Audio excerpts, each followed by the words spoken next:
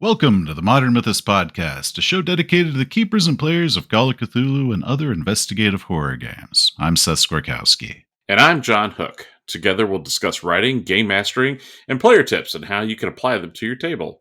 Today we're joined by Scott Glancy, co-creator of Delta Green RPG. Scott, how's it going?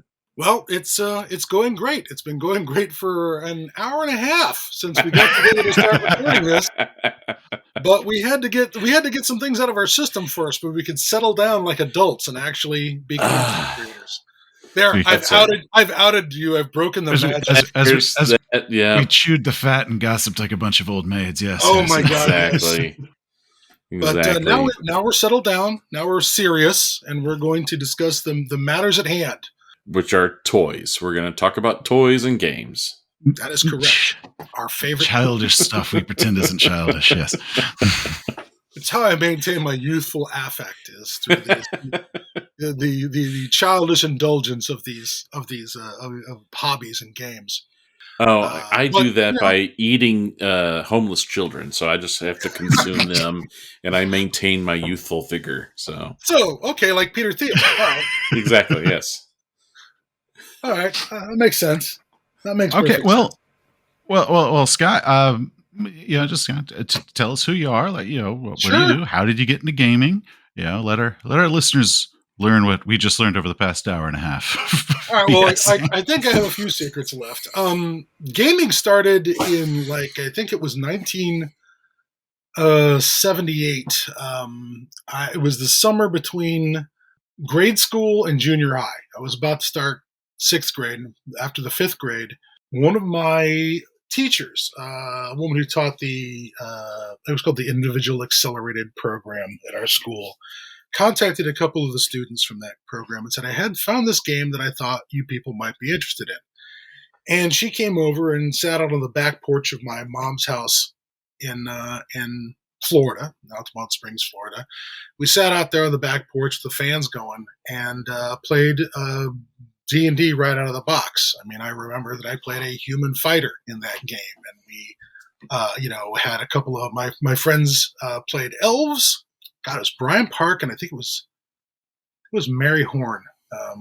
We had a woman running it and a girl playing it, which immediately stakes me out as an outlier and nerddom as far as D&D goes. Big time.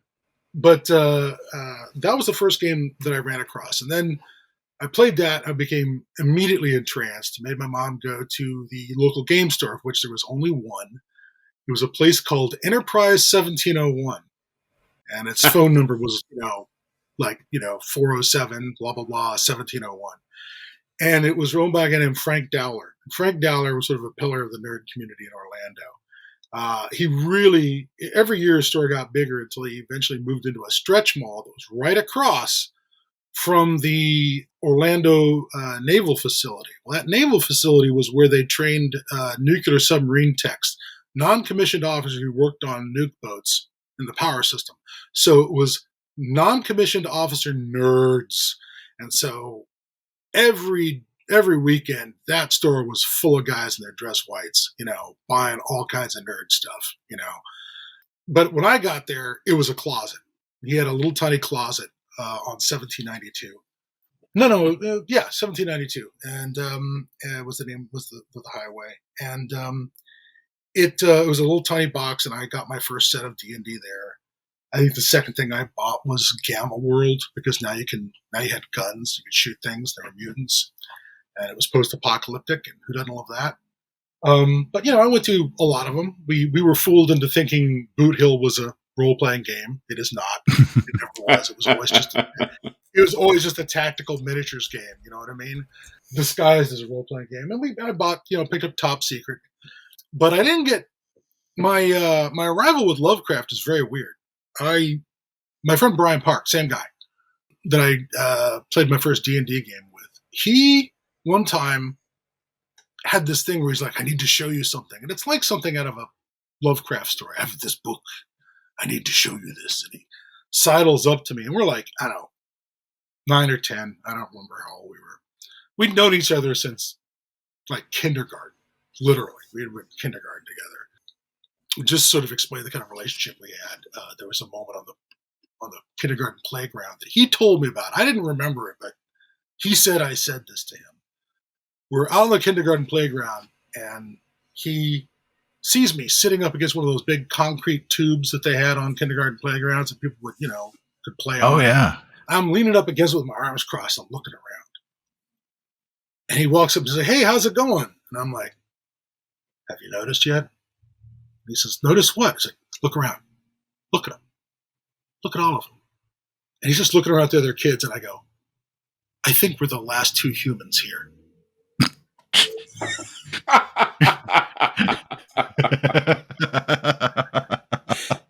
And he's like, "What?" I was like, "I think we're the last two humans here. We're going to have to watch each other's backs."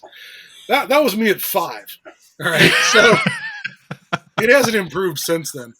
But he, in his turn, to try and be weird to me, he went and got this book out. It was an old Arkham House edition of Call of Cthulhu, printed up in, Wisconsin by the guy that gets so much flack for not having Derleth, August Derleth. Yeah, August Derleth Company. There's a section. I lived in Milwaukee for a couple months. There's a section. His name is in giant brass letters on a marble wall, and at the top, because August is first. In the public library in Milwaukee, Wisconsin, is Great Wisconsin Authors, and they even have an August Derleth collection there. And I was there at a time when not very much had been reprinted, and I wanted to read some Robert E. Howard stories that I couldn't get anywhere else. I hadn't found anywhere else, and so I went to the collection to get the Robert E. Howard stories, and it was like trying to get the Necronomicon. They're like, I wanted to check out Skullface and other stories, and the severe woman behind the counter says, "I'm sorry, which university are you with?" I'm not with the university. I'm just interested in getting a look at the story. Well, I'm afraid you're going to have a better reason than that. Well, I work for Pagan Publishing at the time. I worked for a publisher that publishes this stuff, and I wanted to review the story and see if it was, worthy. It was something we could use. If it was And she says, "I'm sorry, you'd need special gloves in order to handle the book." Well, at the time, I am literally taking care of a friend of mine in hospice, and I had rubber gloves, latex gloves in my bag. So I opened the bag and I go, "I have the gloves." This did not help my case at all. She just looked at me like, "The fact that you have rubber gloves with you only makes you more suspicious, Mr. Watley. Go away." And I was not able to look at Skullface and others, there in Milwaukee. Anyways, Brian gets out a copy of one of these old Arkham House stories. This is how it's going to go all day today. He gets out this thing and he whips into the book and he just finds the section of the Dunwich Horror where Wilbur Watley is dissolving. Wilbur Watley has been murdered by the guard dogs in the library at Miskatonic University, and he is dissolving on the parquet floor or whatever. And it's this description of his horrible body with all the tentacles on his belly and the dinosaur legs and the reptilian crocodile skin and, the whole 9 yards and the weirdly placed eyes on other parts of his body. And he hands this to me. He's like, "Read this," and almost like in it, "It will drive you mad." Like he's handing me the Necronomicon or something. And I read it and I'm like, okay, that's gross.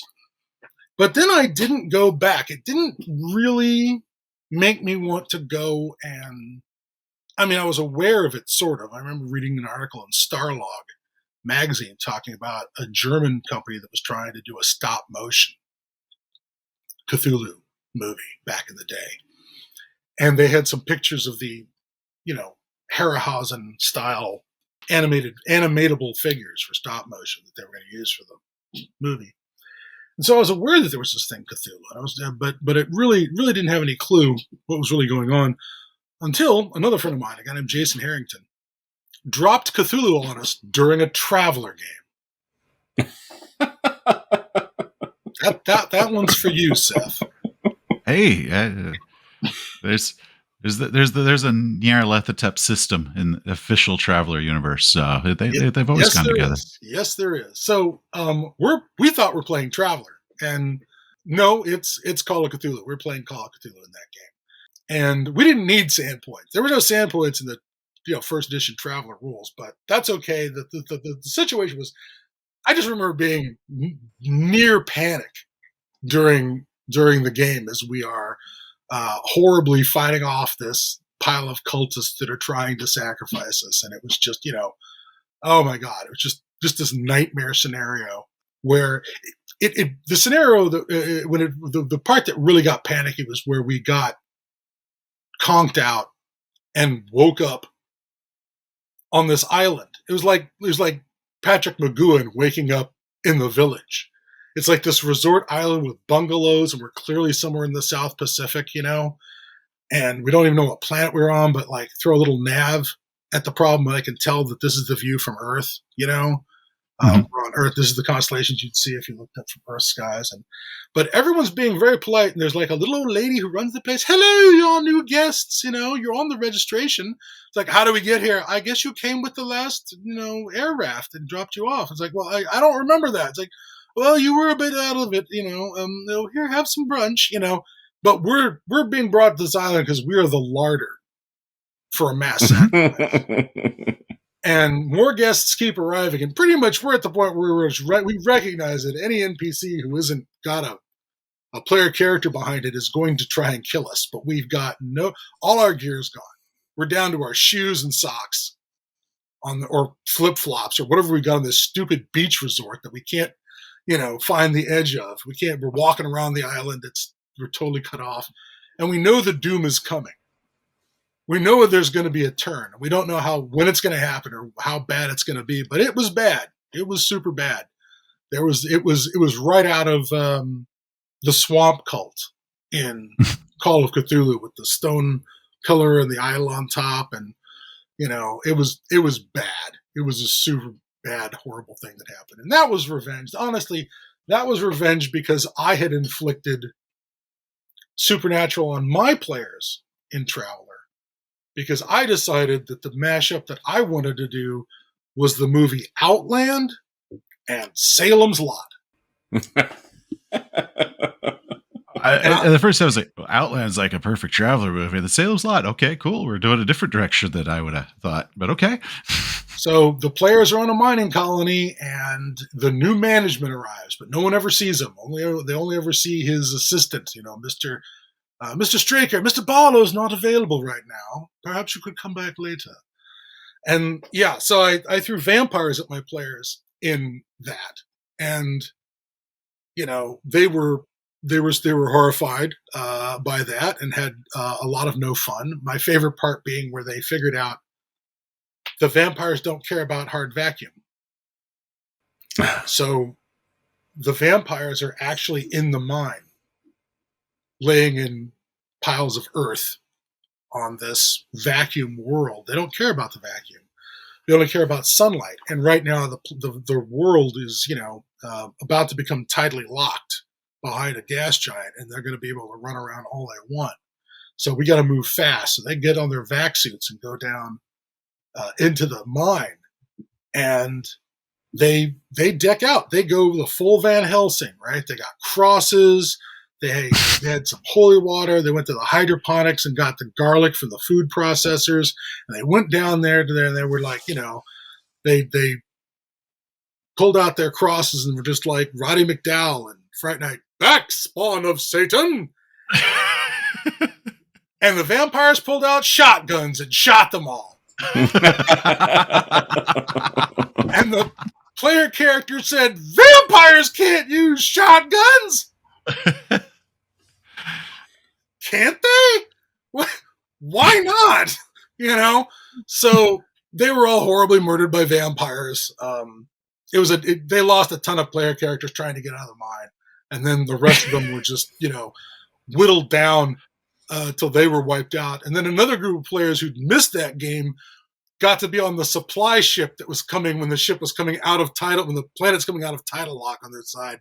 The gas giant, they're in the supply ship coming to bring new miners and new stuff, and they all died horribly when they opened the doors and the food has indeed arrived. It's just not the food they thought they were delivering.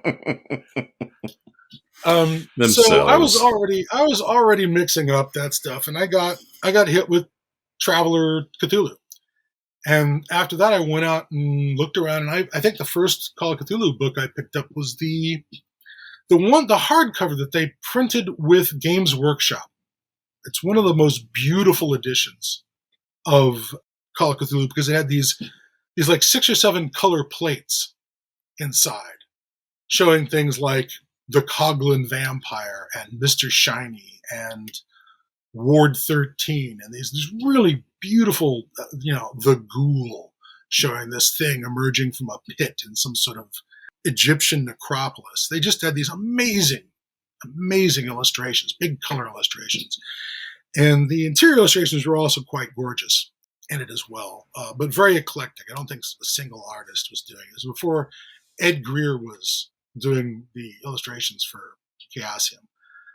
I don't want to call it third edition because I don't think that's exactly the right name of it. But I do have it back here on a shelf somewhere. It is one of my. I have an edition. It's not the original one I own, but it's one of my prides and joys because it's just such a beautiful copy of. It's just such a beautiful edition. But that's the first one I picked up and started inflicting that on my players, and was definitely attracted by the time period. I liked this sort of faux Indiana Jones time period. It was after that movie had happened. It's like 81 is Jones.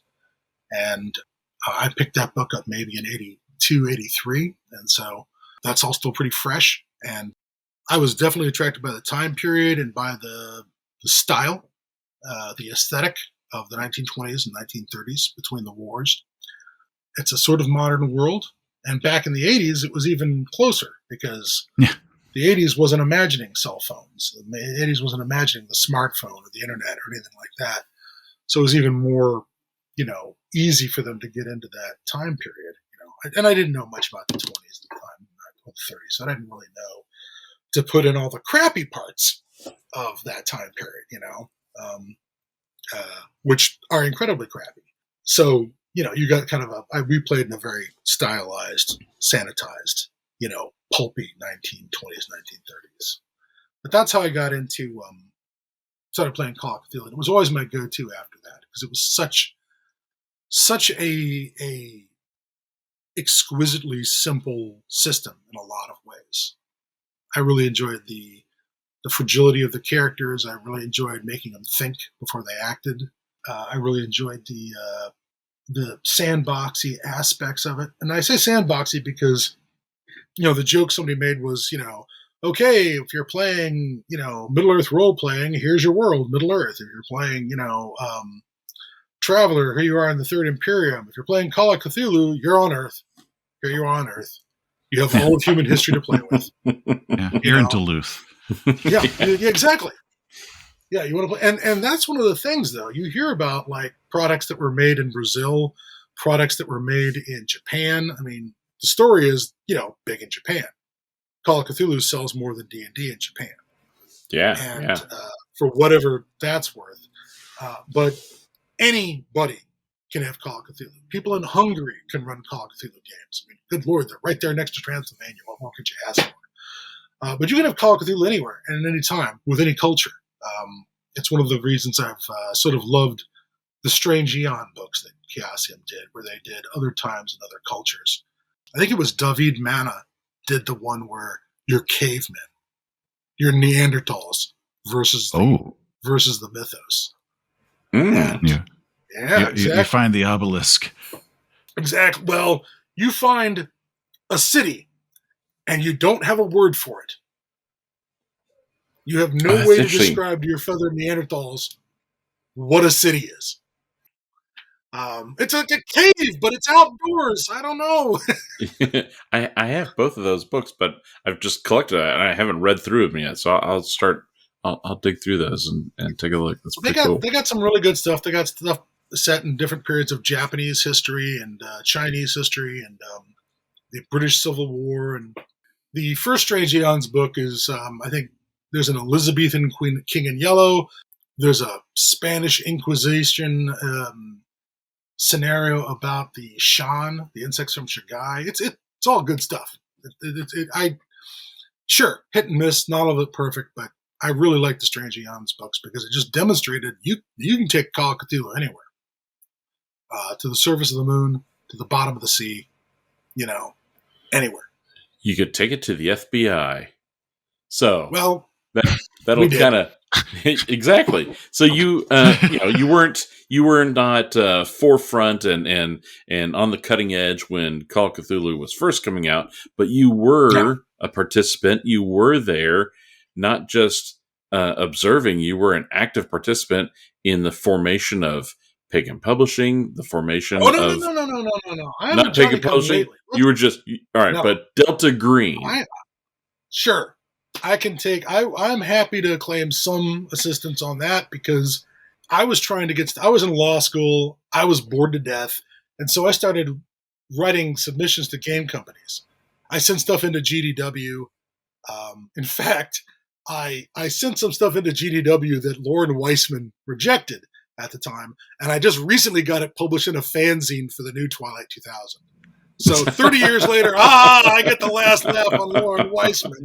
Take that, Lauren. That's right. I got my guide to Soviet paramilitary organizations and the KGB and MVD. It's published, dude. Ha ha. But there were some other things that I couldn't get published through GDW, and I was trying. I was sending them stuff. I still have my rejection letters that were written out on tractor crawl paper. Dot matrix from Lauren Weissman. But I also sent something in. I sent something in to both them and to a new magazine I discovered. I discovered The Unspeakable Oath in my local game store. And I want to say the issue I came across first was number 3. Illustration on the cover by Blair Reynolds. I would also like to note the illustration on the back by Blair Reynolds. That kind of looks like Blair in a lot of ways. But I saw that illustration. I'm like, well, I'm picking this up. These three cultists with their upside down ankhs. And I found out that there was this little, cheap photocopied, staple bound fanzine in the age of zines in the 90s that was doing amazing things with Call of Cthulhu. And so I thought, okay, I'll send the next thing I do. Because I'd been sending things into Challenge magazine because Challenge magazine printed Call of Cthulhu articles and Twilight 2000, which were my 2 favorite games at the time. And so I'm like, okay, I'll send stuff into them. And I had written up an article back in the day on the Men in Black, the UFO mythology of the Men in Black. And this is before the comic book came out. And then, I guess it's Sonderberg film? Yeah, I guess it's Sonderberg film. Before the movie Men in Black came out. But the comic book hadn't even come out again. Strangely enough, I ran across the comic book in the same store that I picked up The Unspeakable Oath in, and I think I have the 3 issues of the Men in Black, around here somewhere. But I thought, okay, let's do something with this. Let's do something where it's not the Men in Black could be a campaign organizing theme. Not that the government is here to help, but that somebody in the government reaches out to you, the players, and wants to use the players as a stalking horse or a Polish mine detector, or to send them out to deal with problems that maybe they know about but aren't authorized to do anything about. And so also they could be the kind of guys that show up and steal all your evidence. When you're about to prove to the world that Cthulhu is real and everyone must pay attention and, they're here, you're running around in traffic, yelling that the pod people are here, They're the ones who show up and steal all your evidence and go back to sleep, citizen. Everything's all right. I wanted them to be, I had this idea of they would be this element you can introduce into your Call of Cthulhu games, And I sent that to John Tynes, and he's like, ooh, yeah, you might want to look at the next issue of The Oath. And sure enough, the next issue of The Oath comes out, and it is issue 7. The issue that Convergence shows up in, the very first Delta Green adventure, published in the fall of 1992. And I read that, and I'm like, damn it. He beat me to it. He says, your ideas were good and interesting, but we've already got this Delta Green thing we're going to work with. Could you, write up some fake history? He asks the history nerd.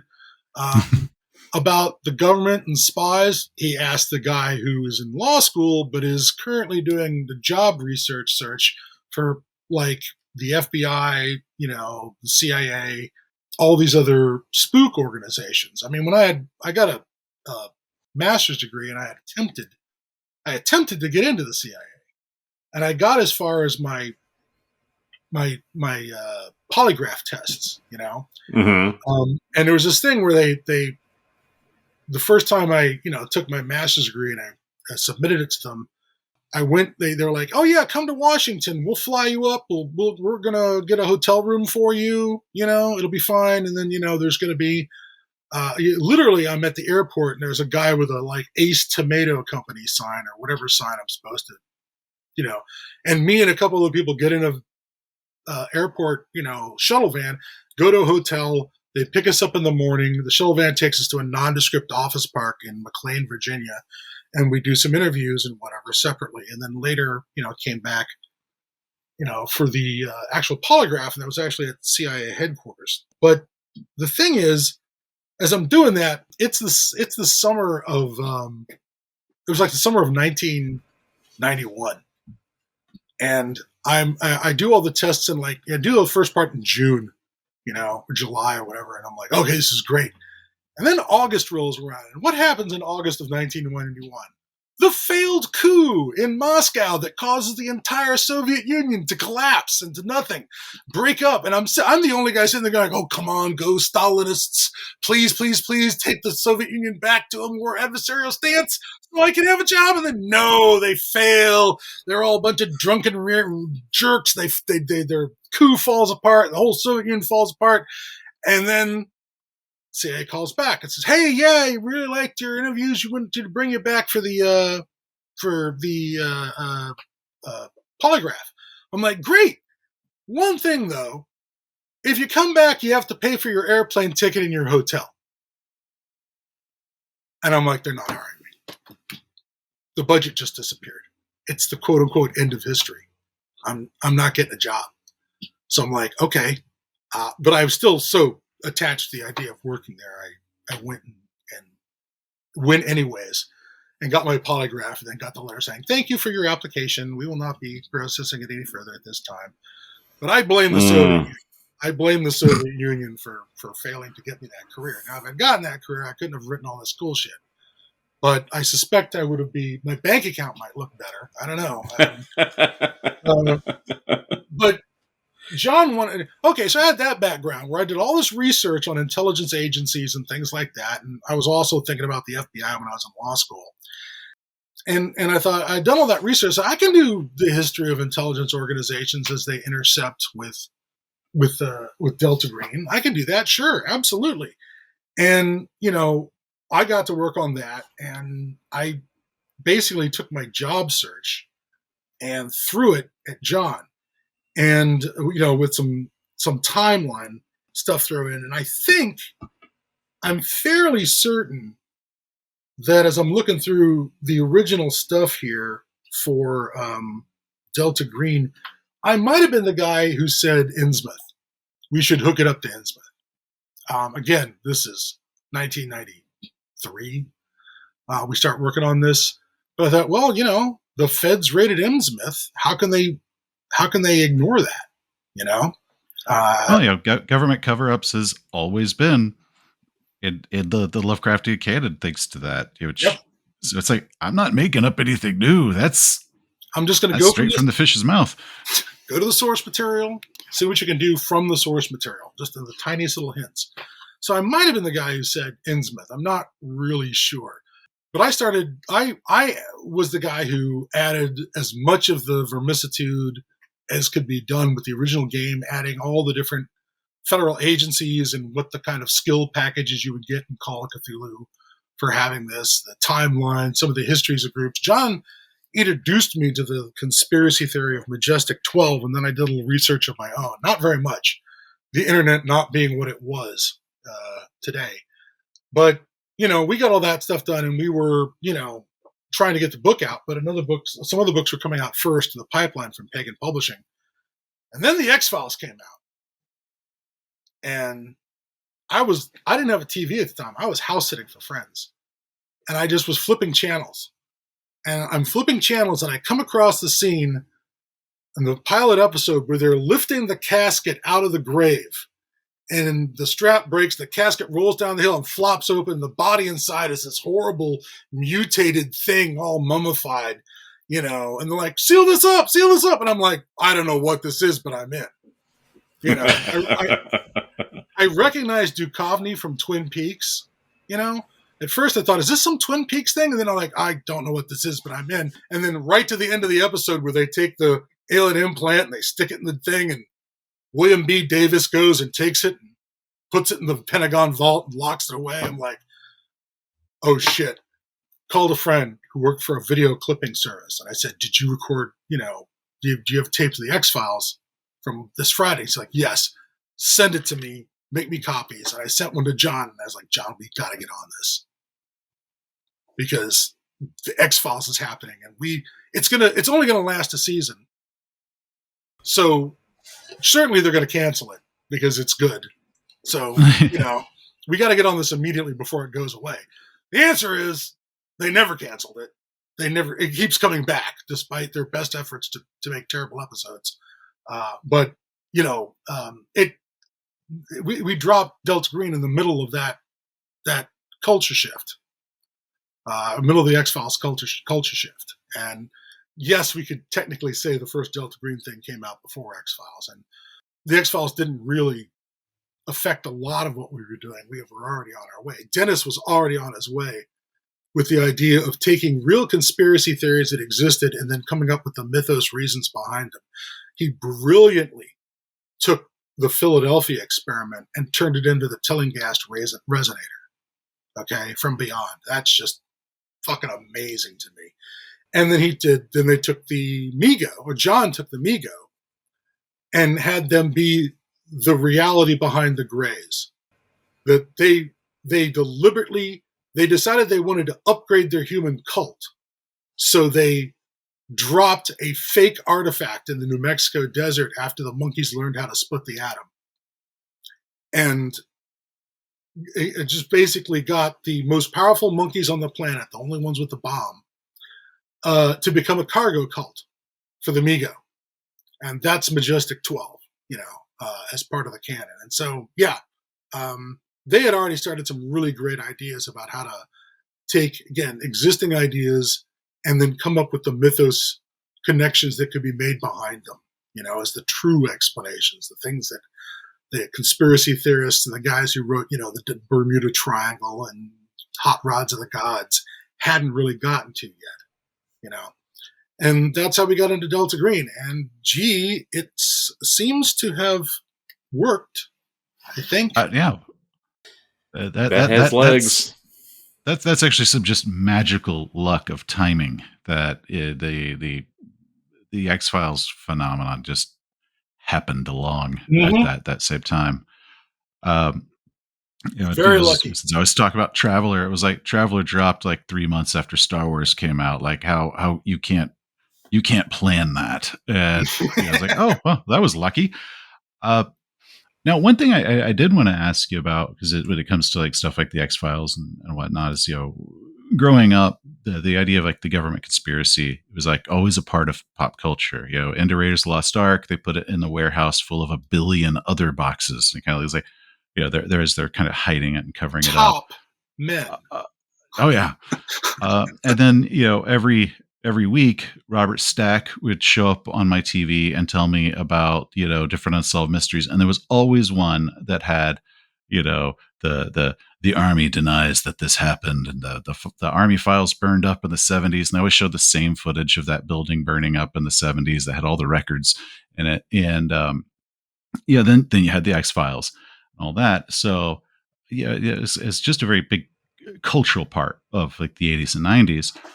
But how does Delta Green work now, the way that conspiracies have kind of mutated since the advent of the internet, where it's, I don't know, I don't think they're as fun as they used to be for me. They're not as fun as they used to be, because one of the things that we've learned over the years is if you scratch a conspiracy theory deep enough, you eventually get to Jews did it, Jews. It's always anti-Semitism at the core. I mean, whether it's the Illuminati or the Prior Zion or, hell, there was a guy named William Moore, who's an old-time conspiracy guy from UFOs. And I think his name was William Moore.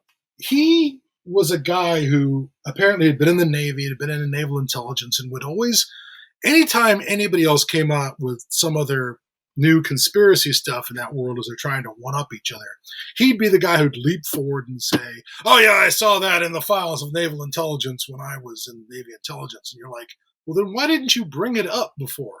But he's always trying to poo-poo other people's, fantasies, I guess, or fantastical, claims. But even he got around in his book, Behold a Pale Horse, as he describes, the Greys and Majestic 12 and this terrible conspiracy. He even got around to adding big-nosed Greys to his conspiracy theory. So he managed to get anti-Semitism into his frickin' alien conspiracy. So, that's one problem with conspiracy theories. The other problem is that we now have way too much of it, or which in my world, any of it, in our politics. Basically, what's his name? Robert Welch, the guy who founded the John Birch Society. Those guys won. They're the guys who saw fluoride as a communist plot. They're the guys who thought Dwight D. Eisenhower, because he was going to build the interstate, that he had to be a communist. That was an active agent working for Stalin. Those guys won. We live in a land of conspiratorial politics. Nothing is as it seems. And it's not as it seems like, somebody's cousin is going to get the contract for the roads department to resurface the roads for the city. It's not that. It's now gigantic. It's now we live in a world where our leaders are vampires. Necrophilic cannibal vampires. And immortal, which is funny because they just keep dying regardless. But now that's just what they want you to think. We live in that world, and it does suck all the fun out of it. I note that in one of the recent X-Files reboots, they took that actor who was in Community, and they cast him as the person who goes out and tries to hire retired Mulder and Scully to help him with something, and he's Alex Jones. His character is Alex Jones, except attractive and not screaming about the Jews, globalists. But watching that was just poisonous. I was like, really, you're gonna make Alex Jones the good guy in this story? He's really the guy we need to be lining up behind? Yeesh. So, yeah, some of these things have had to take a change, and we've tried to reflect that in some of the work. One thing that changed a lot was in the first Delta Green, we had the characters, the setting is, you play members of a secret society. It's called Delta Green in deference to an organization that did exist in the government from the days of the OSS. Delta Green clearance was something that was for people inside the OSS who were cleared to hear about the Mythos, cleared to hear about Deep Ones, cleared to hear about the Nazi attempts to harness hypergeometry to aid the war effort. And this organization existed until they had a Mythos Bay of Pigs, essentially. They had a disaster during the Vietnam War and were disbanded. And so now, instead of being an official government program, what they are is a conspiracy inside the government of people in the know, sometimes former members of intelligence and law enforcement, who know that the Mythos exists, knows that it's a threat, knows that no one will listen to them or believe them about this anymore, but continue to carry on the good fight. And you do it, yes, you're trained, you're government agents, you're ex-military, you're ex-intelligence or whatever, or current intelligence agents. You do it in your spare time. You beg, borrow, and steal what you need to get the job done. in that sense, you're much like the investigators of classic Call of Cthulhu. The reason being is John didn't want to turn this into a thing where you just call in the 82nd Airborne and the problem is solved. You don't get to launch an Innsmouth raid yourself. You don't have that power. Could you bamboozle the federal government into doing that for you? Sure, if you convince them that Innsmouth is ground zero for an ISIS cell or something, maybe you can trick them into doing it. But you can't.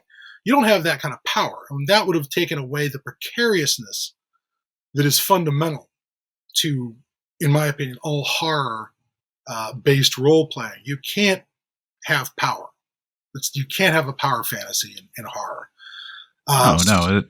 That makes sense. One of the things I always loved about Delta Grade was the idea of like your characters get activated, and it's like it's an IRS auditor, a postal worker, a former Navy SEAL, and they're all meeting for the very first time in the back of some building, but they're all like, you're all government employees or former government employees or some specialists of field.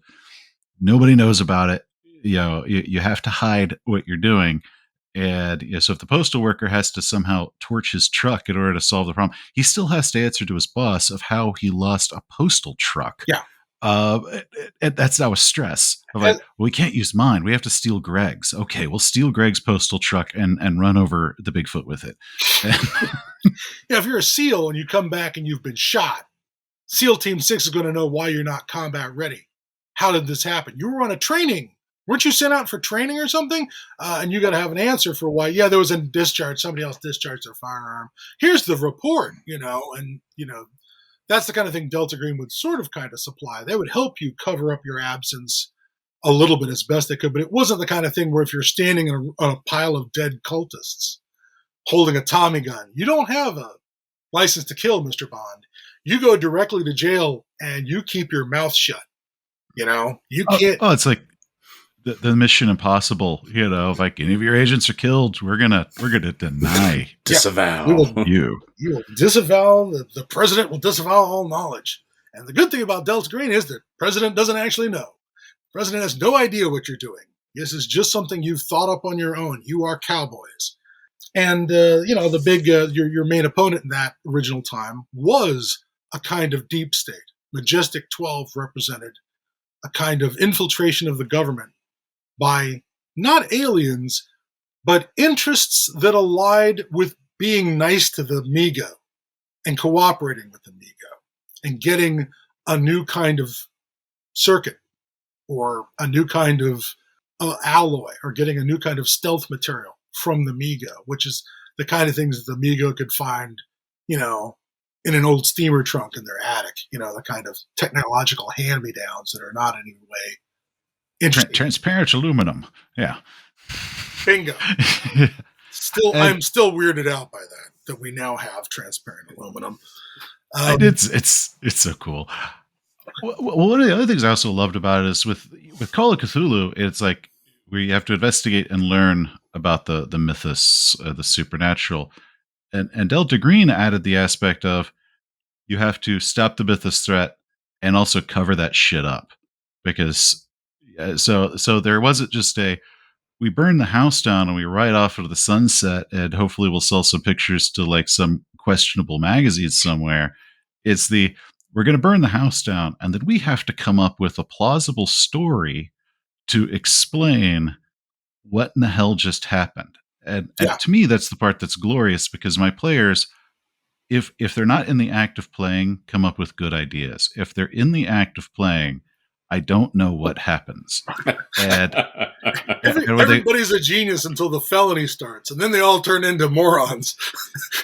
and it's like, so let me get this straight. The story that you're going to try to sell them is, I think when he was a magma bubble. I don't know what a magma bubble is. They don't know what a magma bubble is. I was like, gee, there's a magma bubble took out the mountain. It's like, it ignited some swamp gas, even though there's no swamps around here. It's just like, what the hell are you guys talking about? A swamp on a mountain? Yeah! Sure. That seems plausible. Yeah. I always love to repeat back and reflect to them what I'm hearing, just so they can hear it from another source and dare them. I double dog dare them to go, yes, that's what we want to do. So I dare you to say yes to this. It always sounds smarter coming out of my mouth. I don't know why it sounds so dumb coming out of your mouth. For me, it was work of genius. My guys get weird that they will double down when I kind of do let me just repeat this back to you so we can be out loud said at a single sit. It's the stupidest plan on earth. And they're the type at all like, damn right, that's what we're going to do. I mean, just because you're questioning the genius of our clearly stupid plan. And it's like, you're just trying to put plot armor on whatever point you don't want us to succeed at. You're damn tootin' we rub the chum all over ourselves before we jump in the shark-infested waters. Last thing they'll expect is... Yeah. Exactly. And admittedly, the sharks were pretty dumbfounded. I mean, they're like... What? But, so, back in the day, the plot was, and conspiracies were, the conspiracy was the problem. You were in your own sort of conspiracy. Delta Green is a conspiracy, is a secret society. And you were up against a rogue one rogue section of the government up against another. And a lot of it was this idea that that's the deep state, and you're going to, the term hadn't become common parlance now. Back then I'd heard the term deep state, but I think only in relationship to describing the politics of Egypt, strangely enough. That's where I first heard the term used, was that, this idea of a bureaucratic military intelligence security apparatus that sort of hovers around beneath the official functions of government, doing a lot of backroom gland-hatting and pursuing its own agenda. At the time, even separate from, Egyptian dictator Hosni Mubarak's agenda, since he was a tired old man at the time. And we were in a time when, everything was deny, deny, deny. What's the line? Deny, obfuscate, inveigle, I think was a line. Was actually a title of an X-Files episode. But we got to a point in 9/11. We were still doing first edition Delta Green at the time. We got to a point in 9/11 where the mood changed. For the longest time, there was this other history of the United States that we didn't get a lot of information on, the covert action history of the United States. All the way back to, filibusters trying to steal Florida from Spain, to trying to overthrowing the Arbenz government in Guatemala and installing the Shah in Iran. Another famous Roosevelt, that was Kermit, the son of Teddy, who was involved in that operation. And, we hear about, we've sort of heard about these things after the fact, and then there's been, the MK Ultra LSD experiments that went on for years. There were the radiological tests that were done on the mentally handicapped. And, there was Tuskegee, where we, handed out placebos to people who were dying and said, nobody will notice. They're Negroes. It'll be fine. Except we noticed. But frankly, haven't really made amends for it. It's always, that was 3 administrations ago. Can't help you now. I'm not responsible for that. We're moving on. That was kind of the world that Delta Green started off in, that kind of conspiracy, that kind of world. Especially when it comes to covert action. And it always seemed to me that a lot of that world of keep things secret was not so that the government would have plausible deniability, but so that Americans could have plausible deniability about what kind of place they lived. And I am not suggesting that America is worse than other places. I'm just saying that we unfortunately share a lot of terrible qualities with other places. You read enough history, and it's like history without discomfort is propaganda. Absolutely. You're going to read a lot of terrible things about all of your favorite people, who got shit wrong. One of my favorite people is Teddy Roosevelt. Oh, damn, he believed in eugenics. Rats. That's not great. He believed in the pseudoscience of the time. Right? That's terrible. Good old H.P. Lovecraft. Don't have to scratch that one too hard and too deep to realize there's nothing under the Maltese Falcon's enamel coat but racism. It's a little problematic when you do. Yeah. So Little digging. People don't want to deal with the sort of, problematic aspects of things, and we get a lot of them. And the plausible deniability of our covert operations, I always thought, was so that Americans could sort of be, Americans always for truth, justice, and democracy in the American way. Hey, we just elected a socialist. Boom! Military dictatorship. Bingo! Everything's back to normal. AT&T is fine with the Anaconda copper mine in Chile, and Pinochet is going to be in power for the next 30 years. We supported a lot of authoritarians to hold off and hold back the threat of communism during the Cold War. Made a lot of beds, a lot of serious pieces of shit. And that plausible deniability isn't so much to protect the president, but just to protect Americans so that they can go, well, I didn't know at the time. I didn't know that was happening. I learned about it now, and it's terrible, but that was then. I wasn't in a position of power to do anything about it. 9/11 happens. And the main question that seems to be in a lot of Americans' minds is, why are we torturing these people? Couldn't we torture them more? What if we used electricity? I hear electricity would look really good. The debate is open. We want the government to do terrible things to protect us. We are so terrified after 9/11 that we are willing to, no, bug my house, listen to all my phone calls. I don't care. Violate the rights of Muslims. They're all suspect anyways. I don't care. Just protect me. Make me feel safe. I'll take off my shoes at the airport. I'll take off my belt. I'll go through the scanner. Whatever it is, I can feel safe. Sure. Operate Guantanamo Bay indefinitely. When we're still dealing with guys who got picked up because their neighbor was upset about a goat that was stolen sometime in the 1600s, but their clan stole my clan's goat, and we've been at each other ever since. So I'm going to go turn in Ahmed for being a member of the ISIS or the Taliban or, Al-Qaeda. And then Ahmed's in Guantanamo Bay for 15, 20 years, hanging out with actual Al-Qaeda guys. What do you know? When we finally release him, he's radicalized and wants to throw a bomb at us. The American public didn't want plausible deniability. They wanted to know that we were out there killing people to make them feel safe, that we were overthrowing governments, that we were crushing things and bombing things, and they wanted to know.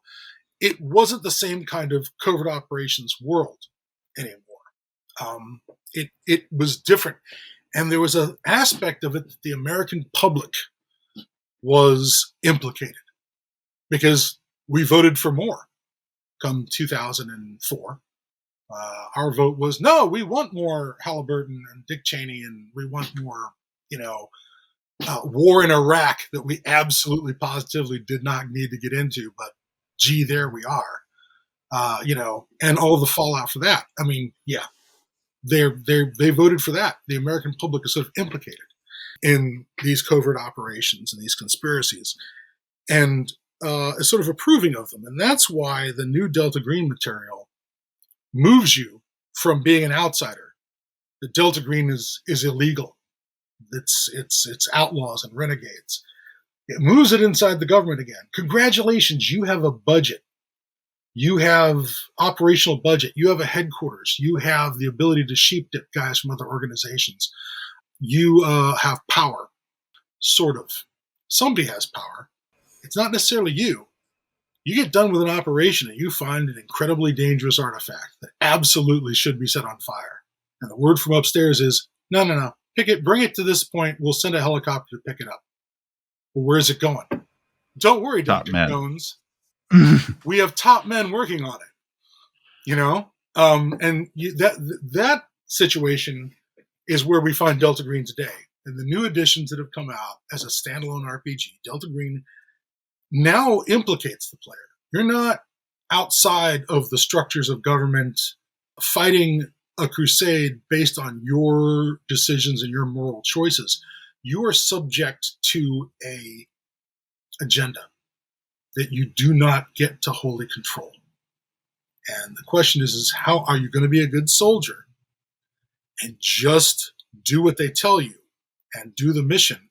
Or are you going to make choices that maybe support your ideas of what is right and wrong? Like nobody should have access to hypergeometry. Sure, I'm giving it over to some guys who are going to take it to a bunker somewhere on, the Groom Lake test bed somewhere, on the Nellis test range or something. Maybe they're going to do that, but isn't it going to get out eventually? And isn't some incel going to use it on his high school because he can't get a date? I mean, that's the danger of this stuff. That's why we're covering it up. Because as dangerous as the things that we have access to now, the idea that you can cause a mass casualty event with nothing but a few words, gestures, some lit candles is absolutely terrifying, and that has to be stopped at all costs. Now, since you mentioned since Delta Green it started off as a Call of Cthulhu kind of add-on, and then it has spun off into its own system. Arc Dream's putting it out. What for those that don't know, what separates the Delta Green role-playing game from Call of Cthulhu? Like what are the notable changes? John and I have kind of touched on some of the stuff with Sanity because I like that, but you know a lot more about that than either of us. Well, allegedly. John Tynes' big thing, John Tynes, when he created Delta Green and created the Golden Dawn, which was another Pagan Publishing product for the 1890s, the idea was to create campaign frameworks, which Call of Cthulhu never had. There was never a campaign framework for Call of Cthulhu. They just, here's this world of Cthulhu, here are the characters that could exist in it. Make your own group. Your own Call of Cthulhu group becomes its own little secret society, or what was the Theron Marks Society, for instance? That was the classic one. Published in it was an insert in one of their publications. Fungi from Magath. Yeah, that's it. Yep, Fungi from Yagath. Yep. There's some scenario where you can find a tattered copy of the Theron Marks Society on a skeleton that's got some rotted clothing, but the only parts you can sort of identify in the skeleton are it's got a fedora and a bullwhip. I don't remember which scenario that was from, but I do remember that you could pick up a copy of the Theron Marks Society there. But John wanted to create a campaign setting so that the reason your characters got together is not because an uncle you've never heard of ever, suddenly left you the Brockford house, or some guy some person who you've suddenly been told that he is your best friend. And he appears out of nowhere, filled with stab wounds, only to blurp out, "Oh, there's an evil cult that's going to destroy the world," blah, and he dies and spills a bunch of clues on the floor. And now you have to follow that up. How many times is that going to happen? Apparently a lot. He wanted to have a thing where you were set in a clearinghouse where you would be in something that was about investigating the supernatural. In the 1890s, it's the actual Golden Dawn Occult Society. In the 1990s, it's about Delta Green, a secret society inside the government.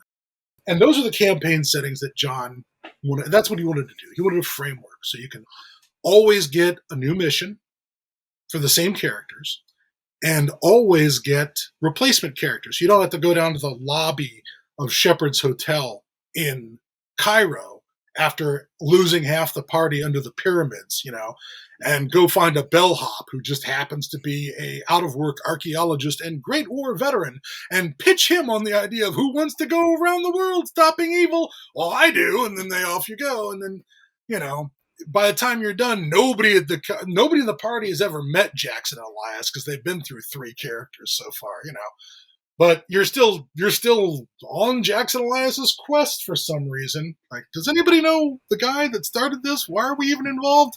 But that we're just keep moving forward. And they keep going forward even after they tell him, "Yeah, Jackson's dead." By the way, what? He's dead? Well, then why do we leave? Care? Yeah, why do we care? So that was the campaign setting, and I throw that out because I want to move on to I want to make sure I get that down because that's a genius move that John really his vision added to this. Now, the genius move that comes from Shane Ivey. Now, Shane Ivey came into Delta Green a little later. He was a fan, and he wrote some stuff, and then he started working with us on some projects, and now he runs Arc Dream Publishing, where Delta Green is published. Shane Ivey came up. He was the guy who came up with the new sanity system, predominantly. And yes, Dennis Detweiler is definitely in there too. But I think it was Shane who was the main moving force on this. And what he was aiming for was something that reflected actual mental illness as opposed to just a hit point system, where you take a hit, now your hit points are lower, your sanity points are lower. He wanted something that showed that, mental illness oftentimes is about isolation. The mentally ill become more and more isolated the more pronounced their mental illness becomes, oftentimes. And what grounds us in our world, in this world, are really the relationships and the people around us. And oddly, one of the perfect examples of this is first season of True Detective. Okay? You got Rustin Cole, right? McConaughey's character. McConaughey's character is like somebody who built a Delta Green character and spent no points on what we call bonds. He is alone. His skill set is through the roof, but he is almost buggo. He's having visual hallucinations during the mission. You know what I mean? He's fragile that way. Meanwhile, you've got Woody Harrelson's character. Now, he may be in the process of wrecking his marriage and ruining his relationship with his kids and having affairs. But these are relationships. These are bonds. These are people that, he is with and who anchor him in the real world, And by the time he's done with the scenario, his mistress won't talk to him anymore and his wife is divorced from him and he's estranged from his kids. But mentally, he's better off than Rustin Cole, who's just, in a wheelchair at the end, and is all, looking like a homeless guy at the end, living behind a bar where he, so he can drink himself into unconsciousness on a regular basis. Bonds are something you buy, and as part of the game in your character creation. And one of the things that they do is they have a strength measure, and that strength measure is based on your character's charisma. Charisma being your ability to interact with other humans. The stats in Delta Green are very similar to Call of Cthulhu. Strength, constitution, dexterity, intelligence, power, and charisma. We didn't take on size. We let that be something the players want to decide on their own. They can. Much like gender or, even appearance. Somebody can have whatever. You can be good looking, but if you have no charisma, you're a plank of wood, right? Just a plank of wood. If you want to be, a good looking, you're good looking, but you're basically, have the ability to interact as a Ford supermodel. That's unfair to Ford supermodels, but regardless, you can be just kind of, and one of the things that we have as part of that charisma being the thing that allows you to interact with people. And therefore that's the strength of your bonds. I should also note that the game has different kinds of sanity loss. There is sanity loss from the unnatural, but there is also sanity loss from violence and helplessness. Violence would be about seeing violence, possibly inflicting violence. Helplessness would be about having violence inflicted on you. There's a sand loss to getting shot. There just is. There's a sand loss to getting cut and stabbed. There's a sand loss to being in combat. That would be under violence. Once the combat actually becomes real and you're shot, now that's a sand loss to helplessness. And if you make enough sand rolls to pass like 3 successful sand rolls against helplessness and 3 against violence, I believe you become hardened against those. The problem is that it means that you always pass your sand roll on violence. You always pass your sand roll on helplessness. But you take 2 permanent hits. People who are inured against helplessness lose some power because they've been tuned down a little bit. They have been diminished, but they can't. They're like the survivors of abuse, trauma. They've been cooled off a little bit. They don't burn as brightly. Survivors of being hardened to violence lose charisma. because they're kind of a dead-eyed fuck now. You said keep it PG. I think I'm allowed to say the F word once. That's my one time, I think. That's it. They're just kind of dead-eyed from all the things they've done. Okay. And that affects how close a relationship you can have with people and how strong your bond is if your charisma is going down because you're hardened to violence. Bonds can be anything from family members, loved ones, proteges, all these kind of people. You know, it can even be your dog or pets or whatever, you know. But they're the things that keep you anchored in the real world.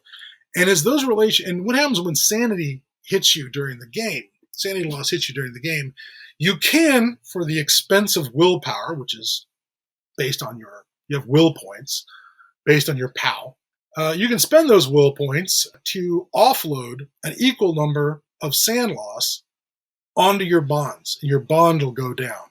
That allows you to get through the mission without having to go into temporary insanity or freeze, flee, or fight. The sanity doesn't quite work as randomly as it does in Call of Cthulhu, where, you know, you go from, you get strange eating desire. Really? Okay. Yeah, I saw a ghoul. Now I'm afraid of flowers. Yeah, I had strange eating desire come up when the players were fighting a formless spawn, and the player got strange eating desire, and I'm like, I guess you want to bite the spawn. And he's like, okay, I went after the spawn to bite him. The spawn ate another player and spit out their half-dissolved body, and he takes another sand loss that's catastrophic. And I go, okay, roll for new temporary insanity. Okay, I think it was like violently murderous. You violently attack your friend's smoldering body. He kills the wounded guy, you know. And I'm like, okay, you come out of that fugue after however many combat rounds, roll again. And you take another sand loss because you've just murdered your friend. And then I roll, you know, sexual obsession. Oh, God. And I look up at him and I'm going to go, yeah, I'm just going to draw the curtain on this right now. We don't, but then I turn to the one player after the spawn is rolled away. The guy who fainted wakes up, and he goes, "Oh my head!" He looks over and he sees what's happening over there with the corpse, and he says, and I say, "Well, you made your sand rolls." Is like, good. I shoot him. Bam! Just empties his revolver into the other player character. It's like, okay, you get a sand point back for that. It's like, good. We're leaving now. I don't want to this isn't fun anymore. And yes, the guy who went on the insane cascade of sand loss that was my first time playing Call of Cthulhu. I can't wait to play again. You know, that was his response to 3 catastrophic sand. I mean, he maxed out sand loss every single time and made his idea roll every single time to just keep getting more indefinite and temporary insanity until that's how we arrived. Well, okay, that doesn't happen in Delta Green. It's not random. We keep our insanity in a kind of freeze, flight, or fight kind of thing. You freeze, you drop your gun, you drop your flashlight. You can't fight back momentarily. You're stuck. You skip a groove. You bolt. You leave your friends to die. You fight. You go berserker. You fight mindlessly. You don't. You can't you can't think straight. But you know that you have your whoopee, your firearm, which is your security blanket in Call of Cthulhu and Delta Green. Your gun is there to get you to do stupid things you would never do if you didn't have a gun. Like, oh, there's a horrible cave and it's dripping with slime and you hear the sound of breathing. I'm not going in there. Here's an Uzi. Oh, let's go in. You know, that's all it's there for. It's there to convince you to do things that you would never in a million years do if you didn't have a gun. But these relationships get damaged and you're able to press on with the mission. And then in the downtime between games, there is a sort of, and it can be role played as much as the players and handler, the agents and handler are comfortable with. You go back to your family. And this is what someone once called it's your punch your wife and kick the dog mechanic. You have to go back yell at your kids. You have to go back and you can either spend your downtime repairing those relationships and building them up. Because you came back from the mission and you're a mess and you snap at your wife or you yell at your parents or you punch your partner or push them or yell, and you're terrible. You're in a terrible place because you've done some terrible things. You've seen worse. And you don't want to, these are the people you love, and you have to navigate this now. And so you can spend your downtime either improving skills, or you can spend your downtime, like how we improve skills in Call of Cthulhu, right? Then everyone rolls at the end of the game and see if you improve your skills. You can do that too in Delta Green, although in Delta Green, you only get to roll skill improvements if you fail the roll. Presuming if you made the roll, you don't learn anything. So there's always room to improve, but you don't get to do that and work on your relationships. You have to make a choice. And which one's the most important? How are you gonna handle this? Are you gonna go out and throw a ball with your kid? Are you gonna take your wife on a vacation? Are you going to, go to the range instead and work on your aim? Yeah, exactly. Are you gonna go to the range and just shoot targets that are made out of? Why do you bring Rorschach ink blots to the shooting range? Never mind. But so why that's don't you bring your wedding album to the range? Yeah, exactly. I needed smaller pictures so I could improve my aim. You seem to have shot my mother in all these. Yes, I have. But that's the sort of thing that so there's this personal apocalypse that comes along with the new Delta Green, where we managed to make it very personal. It doesn't just affect you. It affects the people around you. And John Crow used to make the joke that, okay, if you are in the 1930s and you're 30 some odd years old, and you're a male character, you're either a widower or you're gay. All right? That's it. You're married in the 1930s. That's just how it works, or married and divorced. You need to have normal human things. You cannot be, an orphan who was discovered by ninjas who taught them hieroglyphics, and that's why you're now fighting the Cthulhu Mythos. No, that's not how it works. You got to be a real person with a real background. And but my keeper will, hostage my wife and kids with the cultists. Yes, that's a danger. That's a real danger that you're going to have to deal with. This stuff's going to have real stakes. Okay, so we're playing in a Wild West right now, and my character went from being single to being married to being a father. And the stakes have always been about protecting, first it was about, boy, those cultists are annoying. And now it's about, I got to protect my family. I have two choices. We can either move away and abandon the community we're in. And by the way, it's, for those of you in Kansas, it's in Wamego, Kansas. We're role-playing in Wamego, Kansas. And it shouldn't come as any surprise to you who know what Wamego, Kansas is, that we ran into some witches and their last name was Hamilton. Anybody? Margaret Hamilton, who played the Wicked Witch of the West, and Wamego is where the Frank Baum Museum is. The L. Frank Baum Museum's in Wamego. Yes, we ran into witches named Hamilton. A reanimated scarecrow committed horrible murders. The witches had a bunch of big black mastiffs as their dogs that tried to murder us at one point, Yes, he keeps coming back and hitting us. Brian Appleton's running it. He keeps coming back and hitting us with L. Frank Baum stuff, including, well, they were flying, but I wouldn't call them monkeys. Man, that's awesome. Yeah, it's been an amazing campaign. And instead of Oz, it's the Dream Ones. It's the Dream. It's definitely over the rainbow. Okay. Oh my God, it's such a good campaign. It is so brilliant. And it took us a while to figure it out, but at some point we're like, you son of a, it was all there right in front of us. There was even a Tin Man. It was so weird. It was all bad all the way down.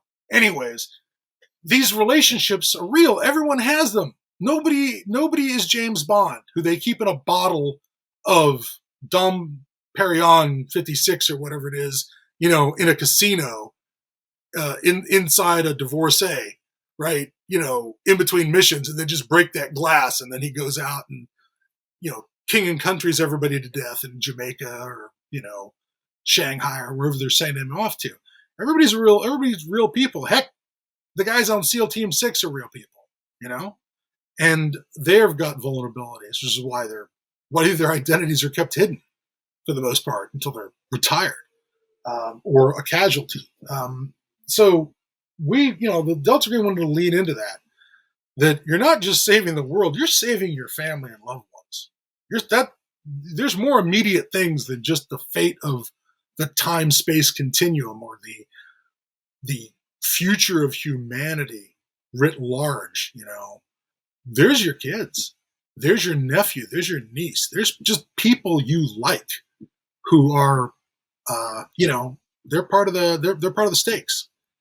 And that's what the new sanity system is trying to be about, is connecting the players to people and to real consequences and to those relationships, which, again, sort of fly in the face of the old school gaming thing where it's like, how dare I have a backstory that my game master can exploit for story purposes? And I'm like, well, why did you write a backstory?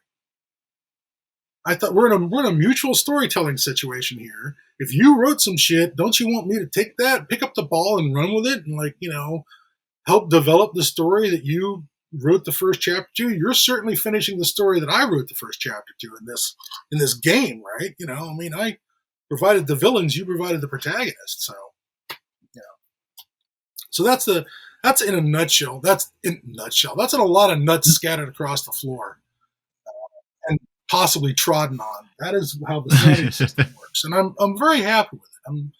I love the idea. It is a great system for sure, and one it's so interesting that it hasn't been emulated by anything else. So it still kind of stands alone in its unique perspective of it.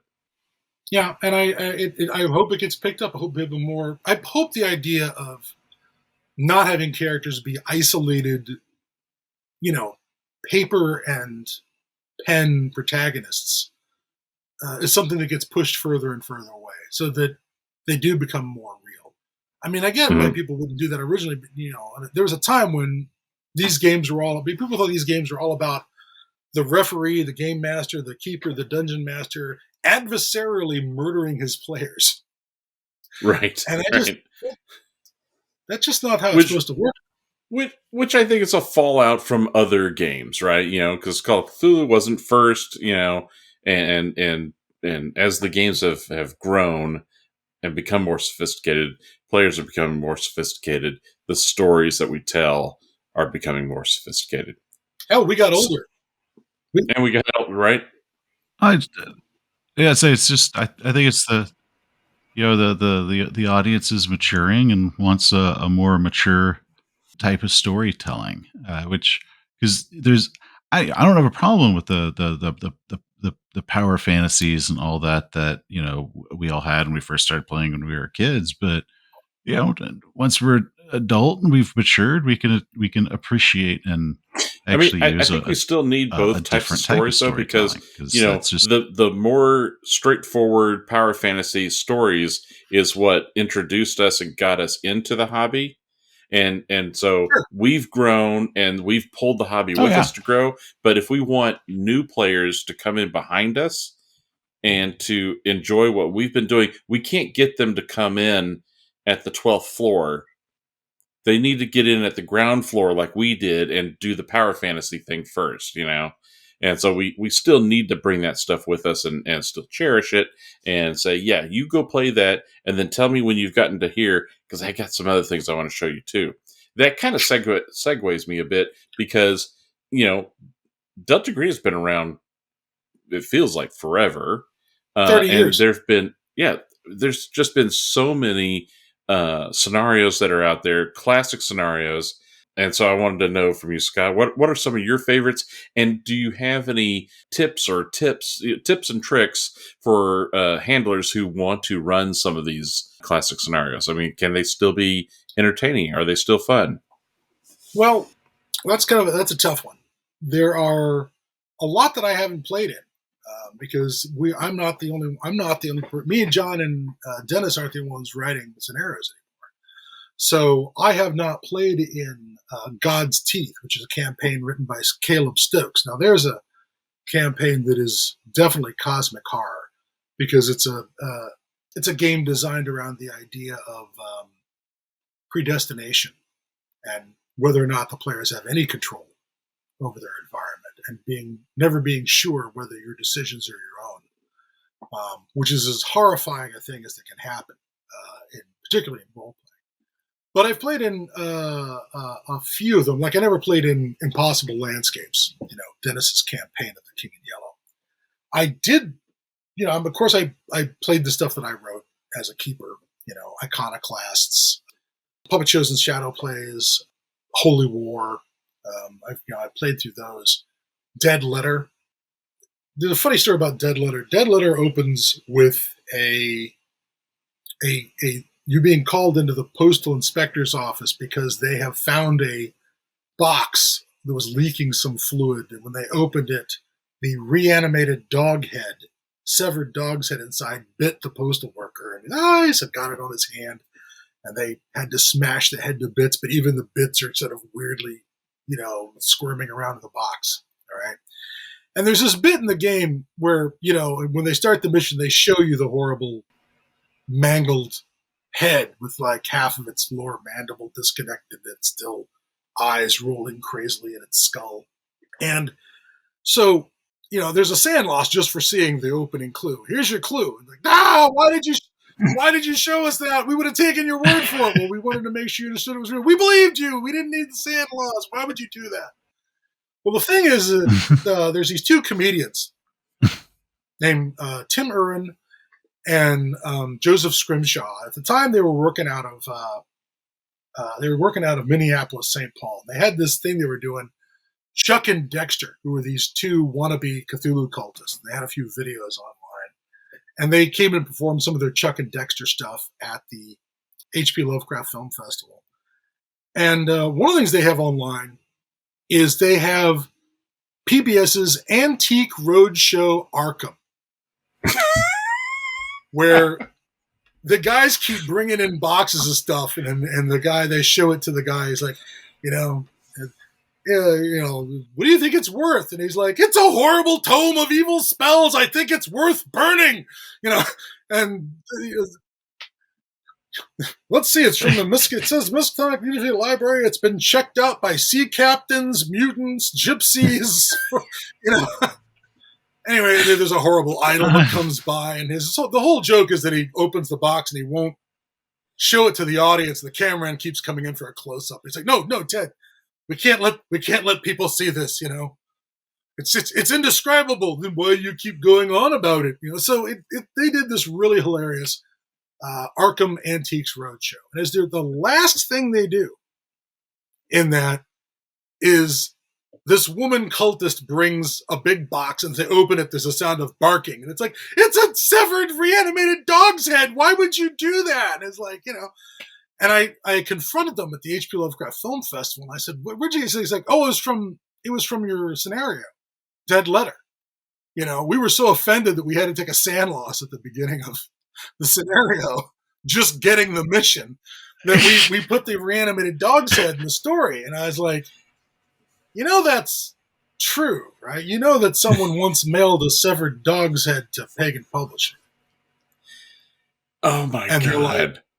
They're like, wait, what? I was like, yeah, that's a thing that happened, dudes. That's where I got the idea for the story. And that's a whole nother story. That's like a 30-minute riff that I'm not going to tell you, but I will let you know that there does exist a story. And it used to be a tradition that I would tell it at this breakfast that they had at the H.P. Lovecraft Film Festival. Until one year, one of the backers of the festival, his wife was there, and she was a huge fan of PETA. And when the story got told, and I will note, I didn't tell it that year. The story got told by John Tynes. The dog head happened to him. That didn't happen to me. Because, distance plus tragedy equals comedy. I could turn that into a funny story.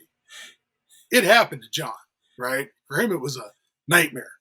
And so he wanted to tell a story that year. I said, all right, it's your story. You should tell it. And he got out there and told it. And the backer's wife took him out of there. It's like, you're never giving another $1 to that festival again. They hate animals. They're mean. And it cost the festival like thousands of dollars. And I was like, and I dodged that bullet. I'm like, whoopsie. And John took it on the nose, which is so unfair. I mean, it was just so unbelievably unfair the one time he told it, But there is a story, and it's worth. If you want to hear it, you should come to the HP Lovecraft Film Festival, and I'll tell it there.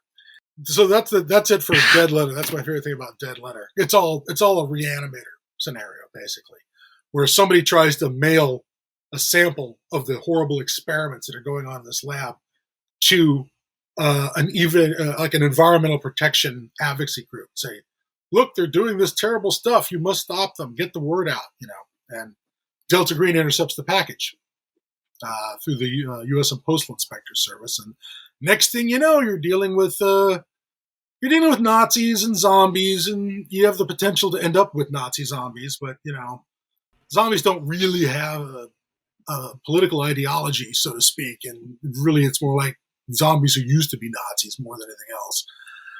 But anyways, that's how that scenario goes. I got to go back to it. It's really hard because I really, really, really have to go back to Last Things Last. That was Last Things Last was produced as a what we called a shotgun scenario. It was like write a Call of Cthulhu scenario or a Delta Green scenario in like 1,000 words or less. Very short. Right. And that was when it was on the Delta Green mailing list, which was I think part of Yahoo. It was like a Yahoo mailing list. And Brett Kramer wrote that. And yes. It was the very first shotgun scenario, and it knocked me out of the park. It was so compact. Everything in the scenario was in the scenario. There was no extra stuff hanging around. There was not a word wasted. It was brilliant.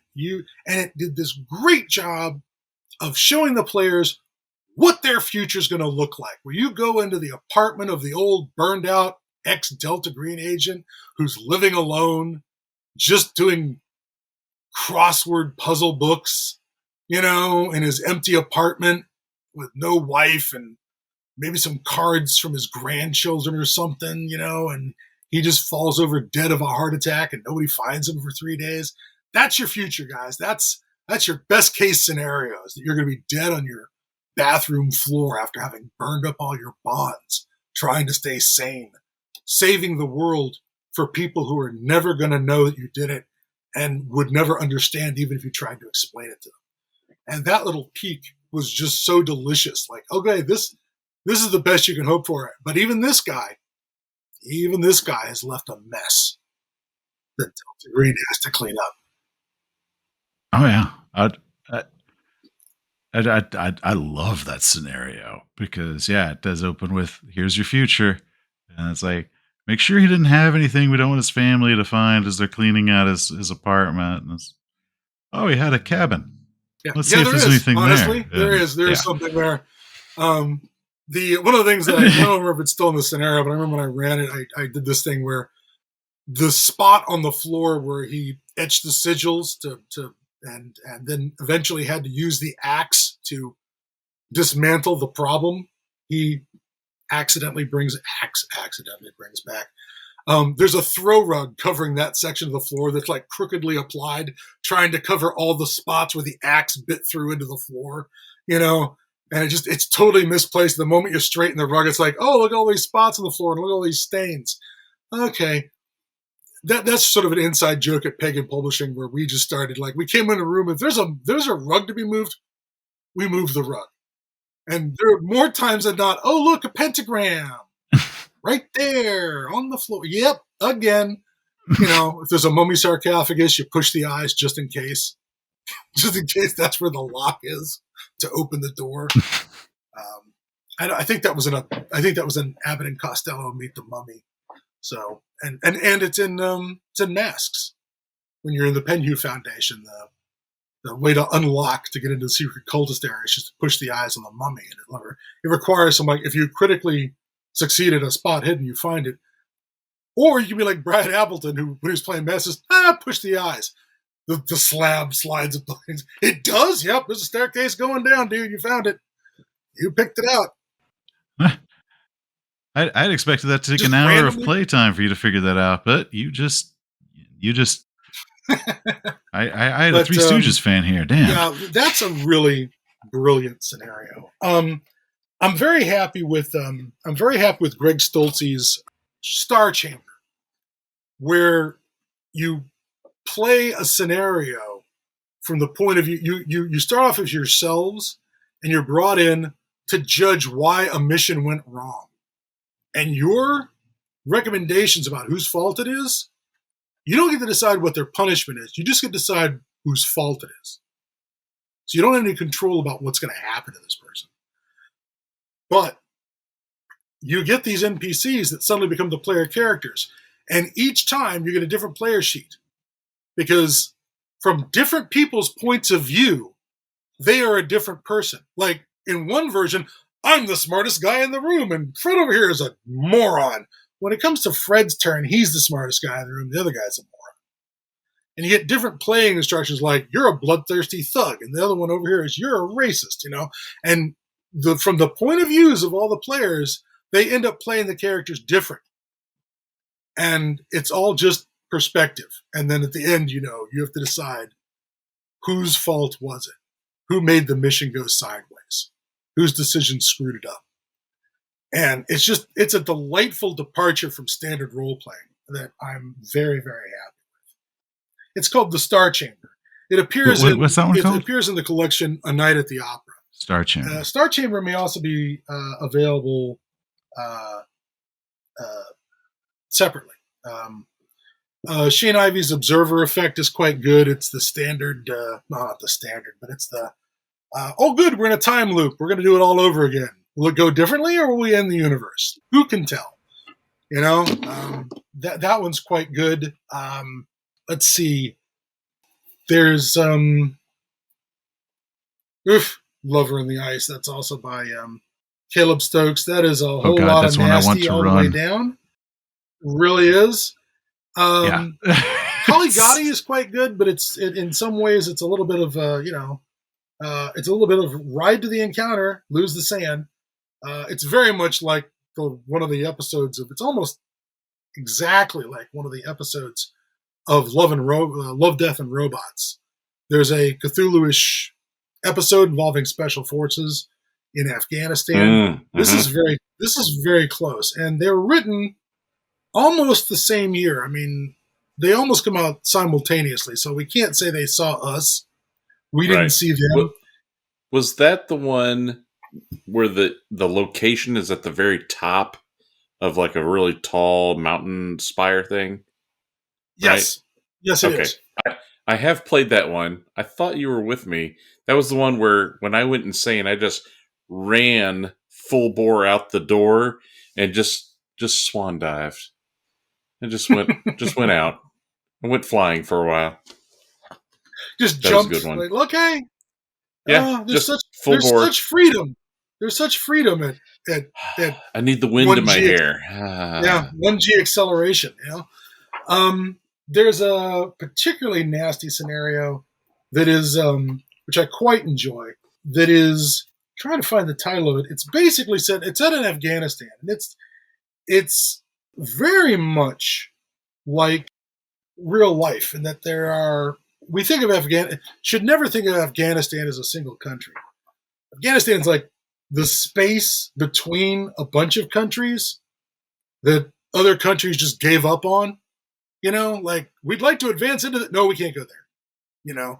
We can't tame this region. We're just going to leave this region to itself to do whatever it wants. We can't get in there. And in the scenario, you're out in Afghanistan, and you're with somebody who's like, yeah, we're going to totally go and find these local tribesmen who are enemies of the Taliban, and they'll make good allies.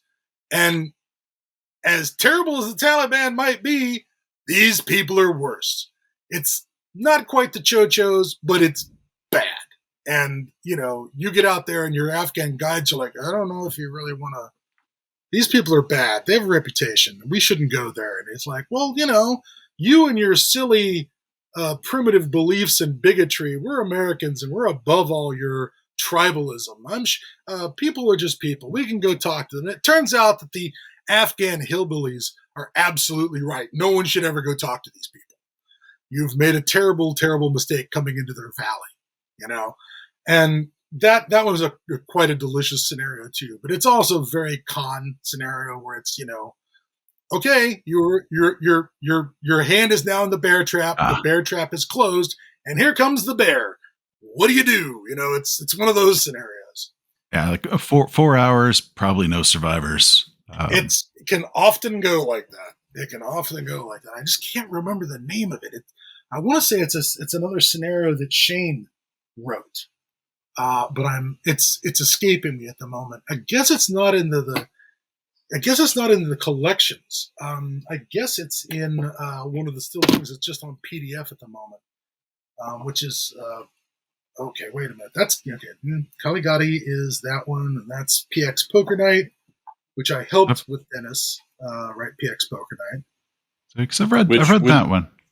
Would you consider PX Poker Night to be Delta Green's The Haunting? It can be. It absolutely can be as an introductory scenario. In a lot of ways, the one that I wrote, what's it called?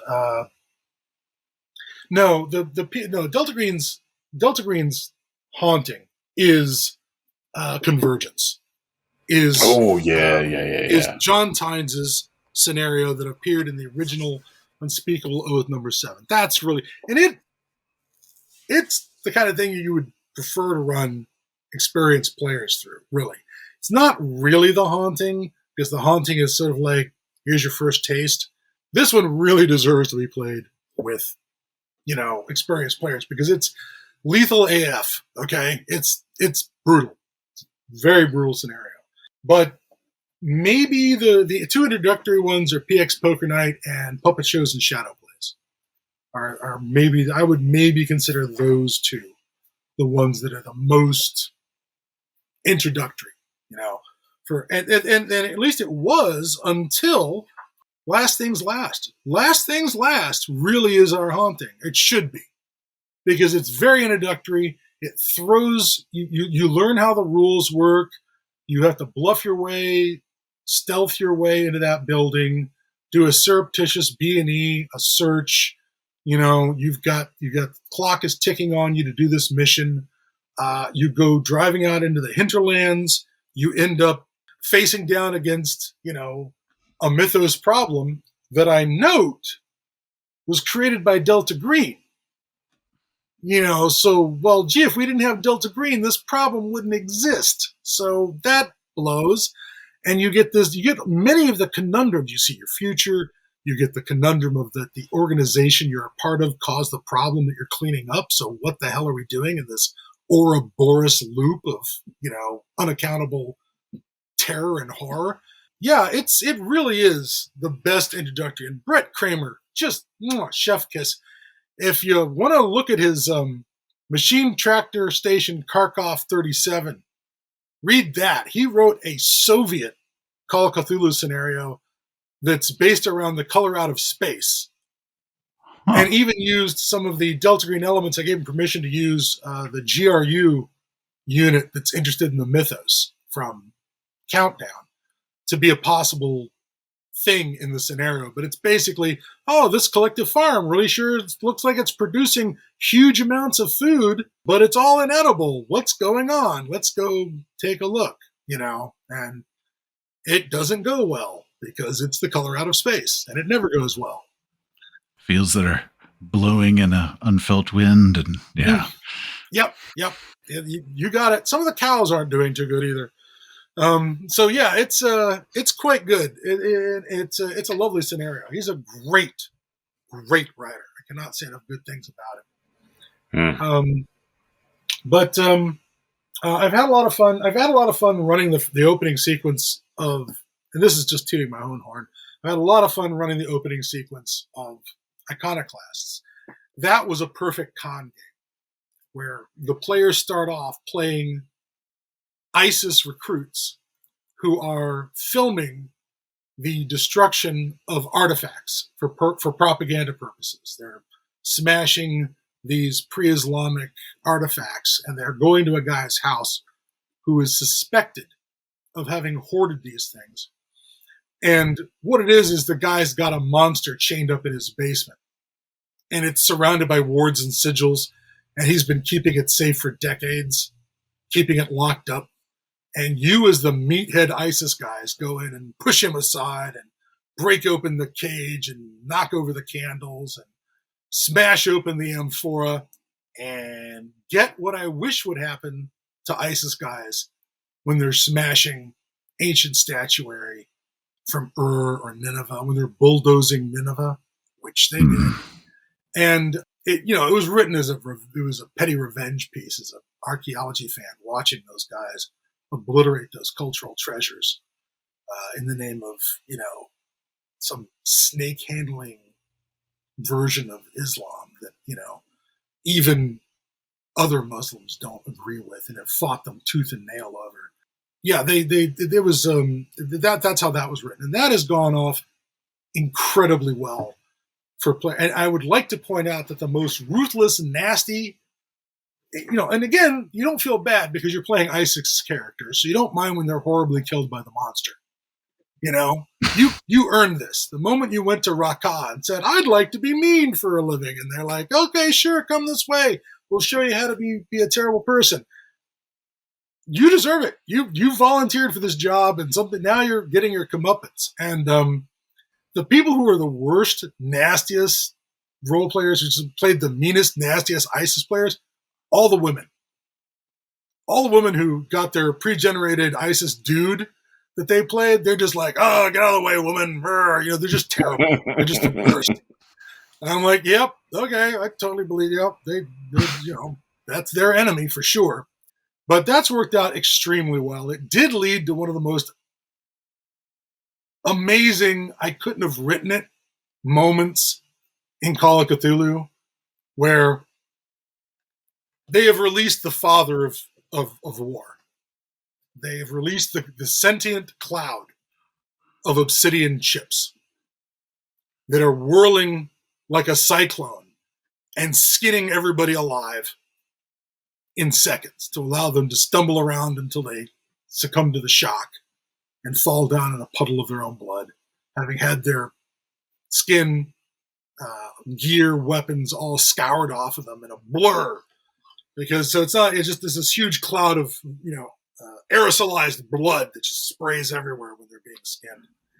And they're running for their lives, and they've left several people behind to die. And two guys run out, and they realize they're the first ones to the truck. And they realize, we don't have the keys. We left the keys with the guy with the bum leg who couldn't run fast enough, who's been Cuisinarted. And they're like, "What do we do? Who's got mechanical repair or electrical repair?" "I do." Try to hotwire the truck. Like, "Oh, one, it just boom, ha ha ha, the truck starts." They start the truck. They jump in the cab. They're driving away. Another player is running up behind them. I know one of the women players, her first time playing Call of Cthulhu, and she's running behind them. And she's like, "Hey, they're pulling out without you." It's like, well, I try and catch up, roll strength or dex to catch up. Make a jump roll. He does athletics, and just barely, rolls exactly what she needed to get it. So I'm like, okay, you barely get on to the end of the truck. Your feet are dragging for a second, but you're into the back of the truck. You can see that from over the house, this swarm of obsidian chips is coming, and it's hit the front driveway, and it's now coming down the driveway at you.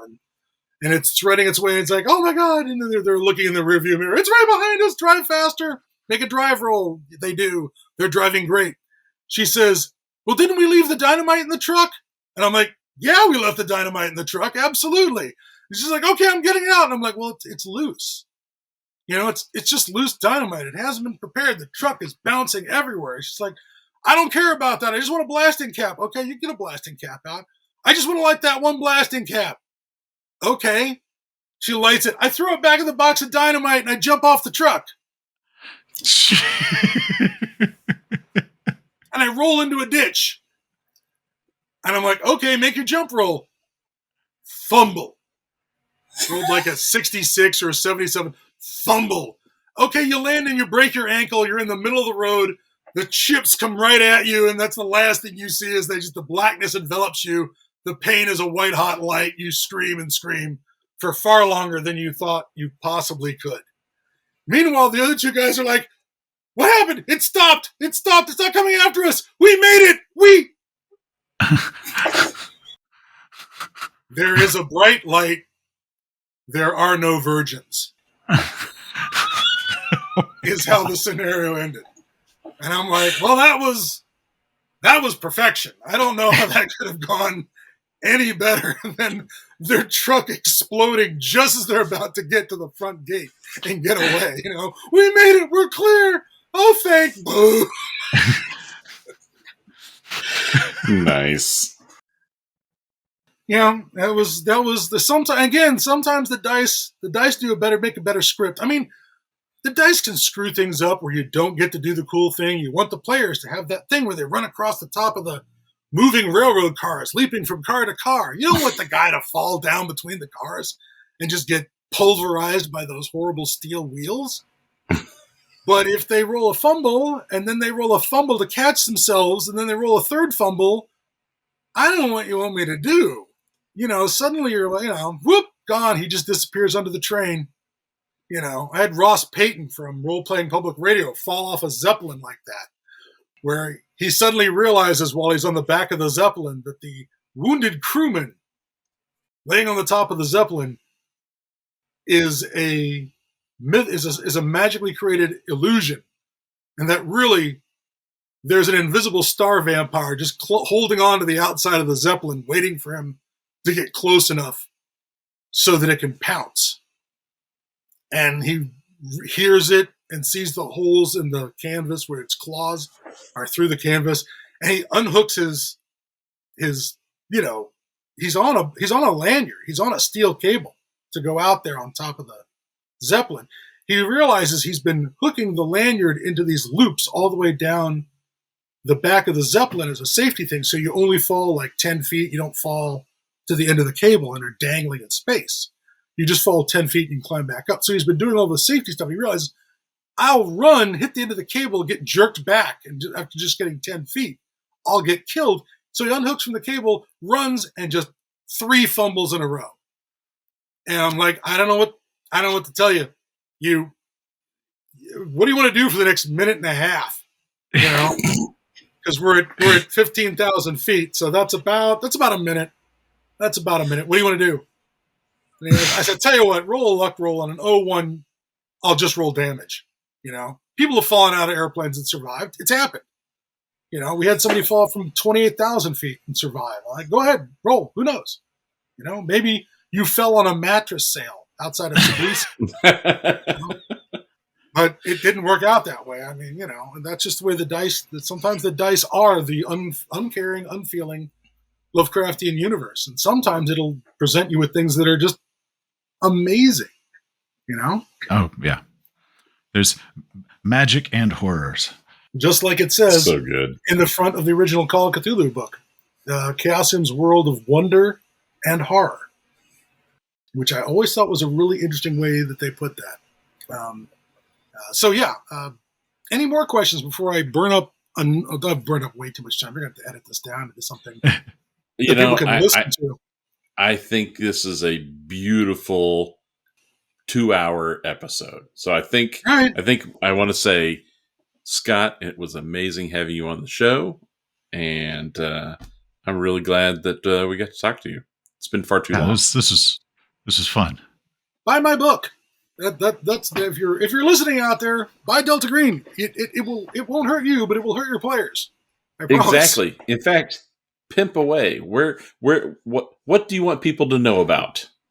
Well, I shouldn't say that it. I shouldn't say it won't hurt you, because I got done reading, proofreading Caleb's new campaign, God's Teeth, and it hurt me to read it.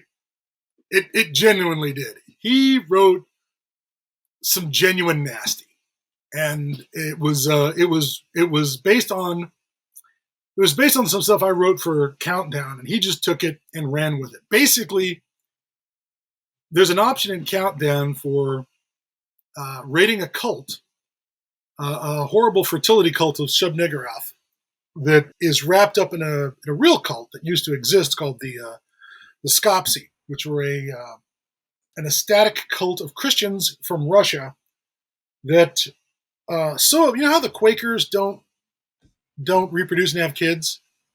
Or is it the Shakers? Okay. It's the Shakers. The Shakers That seems like a they cult, get married. a religion that will only last one generation. Well, they recruit. Oh, okay. And that's how but the Shakers are dying. The Quakers don't do that, but the Shakers did practice abstinence, and they did because the sooner we're all gone and in heaven, the better, right? You know, why would we subject people to this sinful world that we had to navigate to avoid sin and make it into heaven, right? We could produce somebody and they might mess up and end up in hell. That would be terrible. The Skopsi believed the same thing, except they thought, why take chances? We should probably castrate ourselves. And they did. Skopsi were a real cult. They seem to have died out after the Bolsheviks took charge. They may have been, you know, shot in pogroms. We're really not sure. They sort of vanished from the landscape. But I thought, well, if they show up in America in 1920 saying, we're fleeing Soviet Russia, America would go, come on in, you're anti-communist. Why wouldn't we let you in? And so we have a cult of Skopsi living in America, and they're the only thing that's allowed to be fertile is the Great Mother. They're not. But they practice, they recruit. So it's the 90s. What's happening in the 90s, though? The curtains come down. The Iron Curtain's down, and they adopt children from Eastern Bloc countries. And they bring them to their horrible orphanage and then proceed to traumatize them until they are good, solid cultists. And that's how they raise their next generation of Skopsi. And you have the option in that scenario to kick the door in and machine gun all these people, right? And Caleb Stokes picks that up and goes, no, it's not an option. That's how we're going to start the campaign. You're going to wipe out the Skopsi and rescue a bunch of horribly abused children. Bad news. 20 years later, they're the problem. Oh, wow. So you start off, the people you rescued, the people you fought to save, were so damaged by the experience that your good deed will now be punished. And the question is who has to take responsibility for this? Is it on them or is it on you too? Oh, wow. Because it's Delta Green. All you did was murder the bad guys, create a cover story, and walk away. You didn't raise these kids yourself. You didn't see that they got to, social services. You couldn't be seen, right? It all had to be part of the cover-up. So much like Dr. Frankenstein, who didn't take responsibility for his creature after, creating it, you've walked away and there's going to be a bill, and it has come due. And it is a brutal, and it's coming out real soon. We're doing the final approvals on the PDF. So look for God's Teeth. Of course, I will tell everyone to check out the Labyrinth, Dennis's campaign for the Kingdom Yellow. If you want to feel bad about every decision you make, try the Labyrinth. The King in Yellow is no fun. It is all about making you feel like you are 9 steps behind. You're in the King's story now. The story is no longer about you. It's a really rough scenario, but brilliantly written, and it is essentially, remember that big box of snakes Indy falls in at the beginning of Last Crusade? It's like that, except if you've fallen in a giant box full of Ouroboroses, all right? Just snakes eating their own tails. That's what Impossible Landscapes is like. It is brutal. It is brutal. Just amazing, but yeah, also filled with yikes. Hopefully people will buy Iconoclasts. I've had a lot of people say they've had a lot of trouble with the middle section of the campaign, because the middle section of the campaign is where I wanted the players not to do everything. I wanted the players to be management level for this mission, where they are trying to get help from the Mossad. They're trying to get leverage assets from the CIA or Iraqi intelligence or the Syrian Mukhabarat or the Quds force out of Iran, or just doing all this horse trading to try and get so they can get into Mosul. Because getting into Mosul in the heart of ISIS territory is not super simple.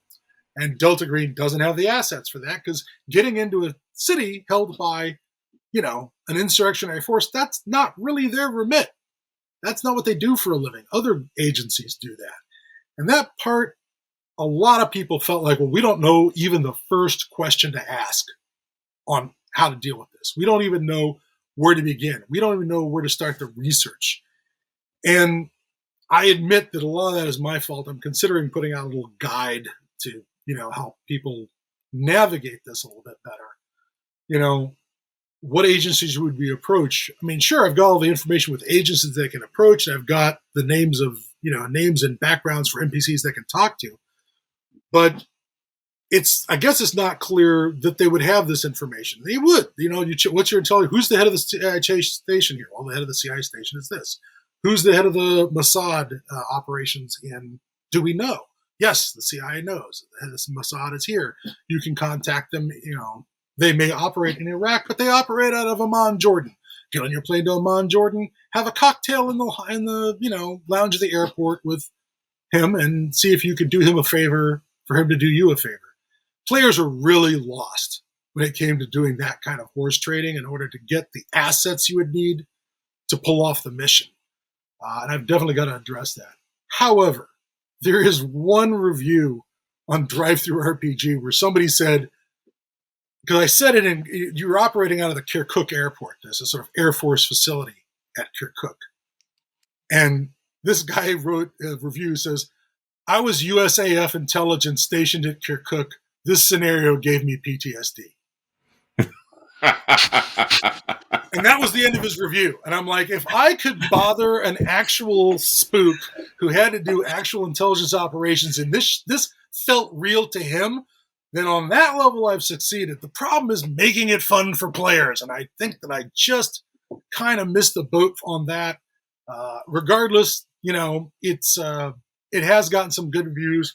There are some guys playing it right now. There's some English people playing it online right now. They're 12 episodes in to Operation Bone Box, which I have to admit is genuinely the name I generated by taking a book and then rolling a die for the page number and then rolling a die for the line number and then rolling a die for the word in the line to just randomly come up with an operation name. And I got Bone Box. And I'm like, Bone Box, for an operation involving a horrible entity that skins everybody that was unleashed from an amphora. Okay. I mean, the dice say what the dice say, and I guess that's where we're at. So, but yes, please buy our product. We're very proud of the work we've done. And we're very proud of the work that's been done by new authors that have come in. I mean, John Tynes came back and produced this wonderful source book called The Labyrinth, which is a lot like the original Delta Green in that it is it's big piles of bad guys that you can go up against. But he added this special thing that now goes into every bad guy ever. When we originally wrote Delta Green, we wrote Majestic 12, The Fate, the Karatechia, which was a Nazi occult organization left over from World War II. And we wrote them, and we presented them. And players treated them as if they were sacrosanct, as if they were inviolate, as if they were canon and could not be shifted or moved. We expected that you would waste the Karatechia. You would get your act together, and eventually you'd be blowing up the generators at La Estancia and making Dr. Gunter Frank, who's in an icebox like Dr. Munez in Cool Air, making him melt down in the Brazilian heat. We were expecting you were going to set fire to Reinhard Galt and push Dr. Bitterich in his wheelchair down a flight of stairs and end those Nazi bastards. We thought that was going to happen, and then you'd move on to the next problem. It was a beatable enemy that the players would deal with. But we're 10 years later, people still want to know what's next for the Karatechia. And I thought, I don't know, you tell me, it's your game. You go do something with them. Well, John came up with a solution with the labyrinth. This is really good. There is the organizational write-up of the bad group, the organization, the cult. Then there is the organization's first reaction once they run into Delta Green. How do they react when Delta Green enters the picture, right? And know that someone is investigating them, somebody's nibbling around the edges. And then there's a third phase. That third phase is they're in trouble. Delta Green has them on the ropes. They know that they're up against a dangerous group that could end them. What desperate Hail Mary plays are they going to try when they know they know that the end could be coming? And that's fantastic because now these groups aren't frozen in amber. I mean, one of my favorite groups was the Demont Clan, which was this cult of ghouls that live in New Orleans. And New Orleans is known for, parties and food and drink. It's also known for graveyards that are above ground because, the swamp level, the water is 3 feet down. You can't bury a corpse. Everybody goes in these above ground ossuaries. So the Demonts have gained control of the funerary industry for the whole city of New Orleans.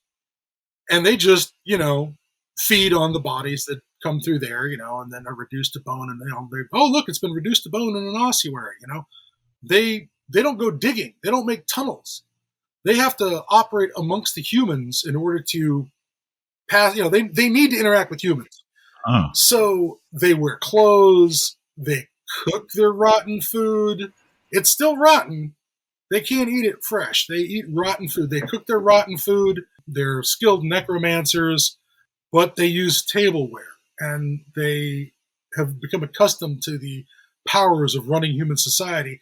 And other girls think they are freaks. Other girls are like, why are you acting like the food? You're not even acting like the food. You're acting like the unripened fruit. You're not food. Why would you act like that? It's horrible. They don't, there's weirdos. The other ghouls can't stand them. And I didn't, the Demont Clan was never supposed to be, a static thing. It was supposed to be a group that the player characters could cut their teeth on. And they do. I mean, I ran a couple of scenarios with those guys, and that they worked out incredibly well. But in fact, some of it became a piece of fiction that I posted. I think you can download it from Drive-Thru-RPG for free. I think it's like it might be Big Trouble in the Big Easy, something like that, where it talks. That's a good title. It's Delta Green's first encounter with the ghouls of the Demont Clan. One thing that never got to publish with them was, it was implied in the material, but I don't know if I ever actually said it outright, was the ghouls use a lot of zombies for bodyguards. And there was this whole thing where the player characters get attacked by zombies with GoPros on their heads and an earpiece with their master's voice in it, looking like secret agents, They look like Secret Service agents. And they're not real good, but when they're just holding the trigger down on the Uzi and spraying it, it's good enough, right? So the players are in their van monitoring the Demont's warehouse or whatever, and all of a sudden this van shows up and all these guys get out looking like the Secret Service detail and start shooting at them. And they find out they're zombies. They shoot back. They don't fall down. It's bad. And they never got, I don't think they ever got around to it, but the implication was when these zombies start to spoil, they only keep them around for a little while. When they start to spoil, they just have them march down and join the larder, and eventually get eaten. But the advantage is to a full zombie that's spoiling is you can in order to do things like, okay, get up on the carving table. Okay, get in the roasting pan, close the oven.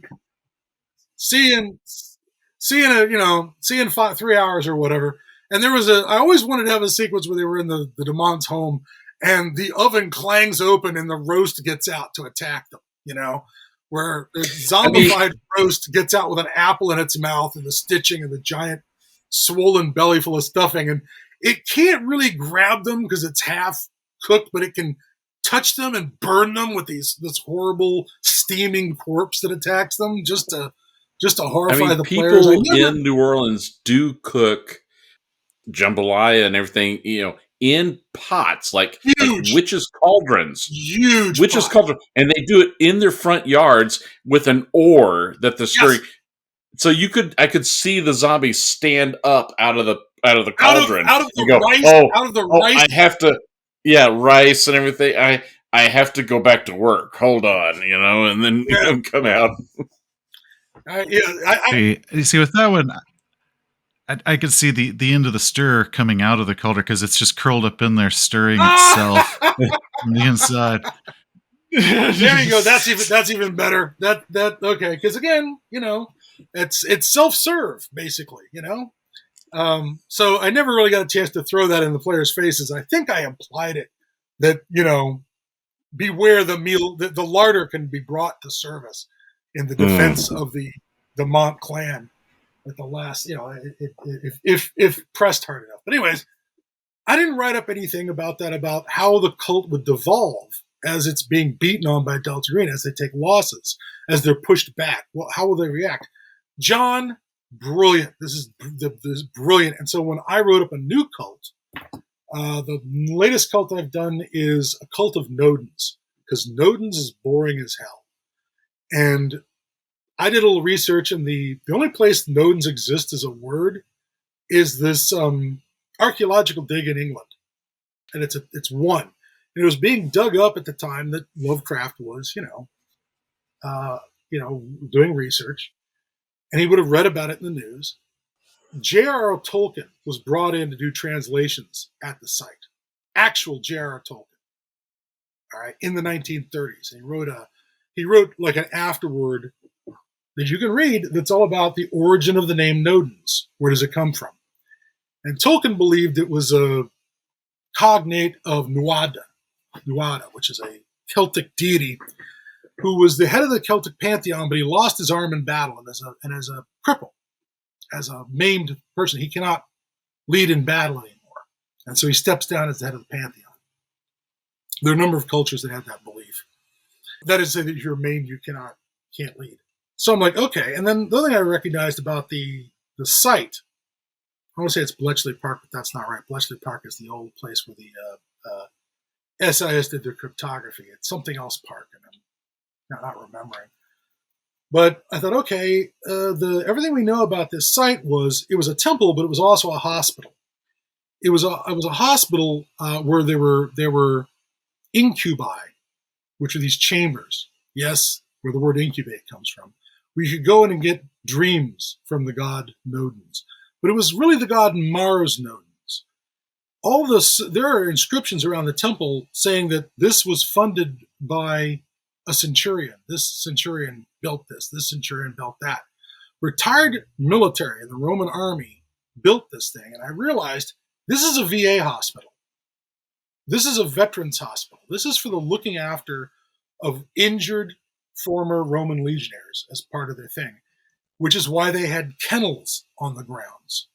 Because there was a folk belief, that dogs licking wounds would help them heal.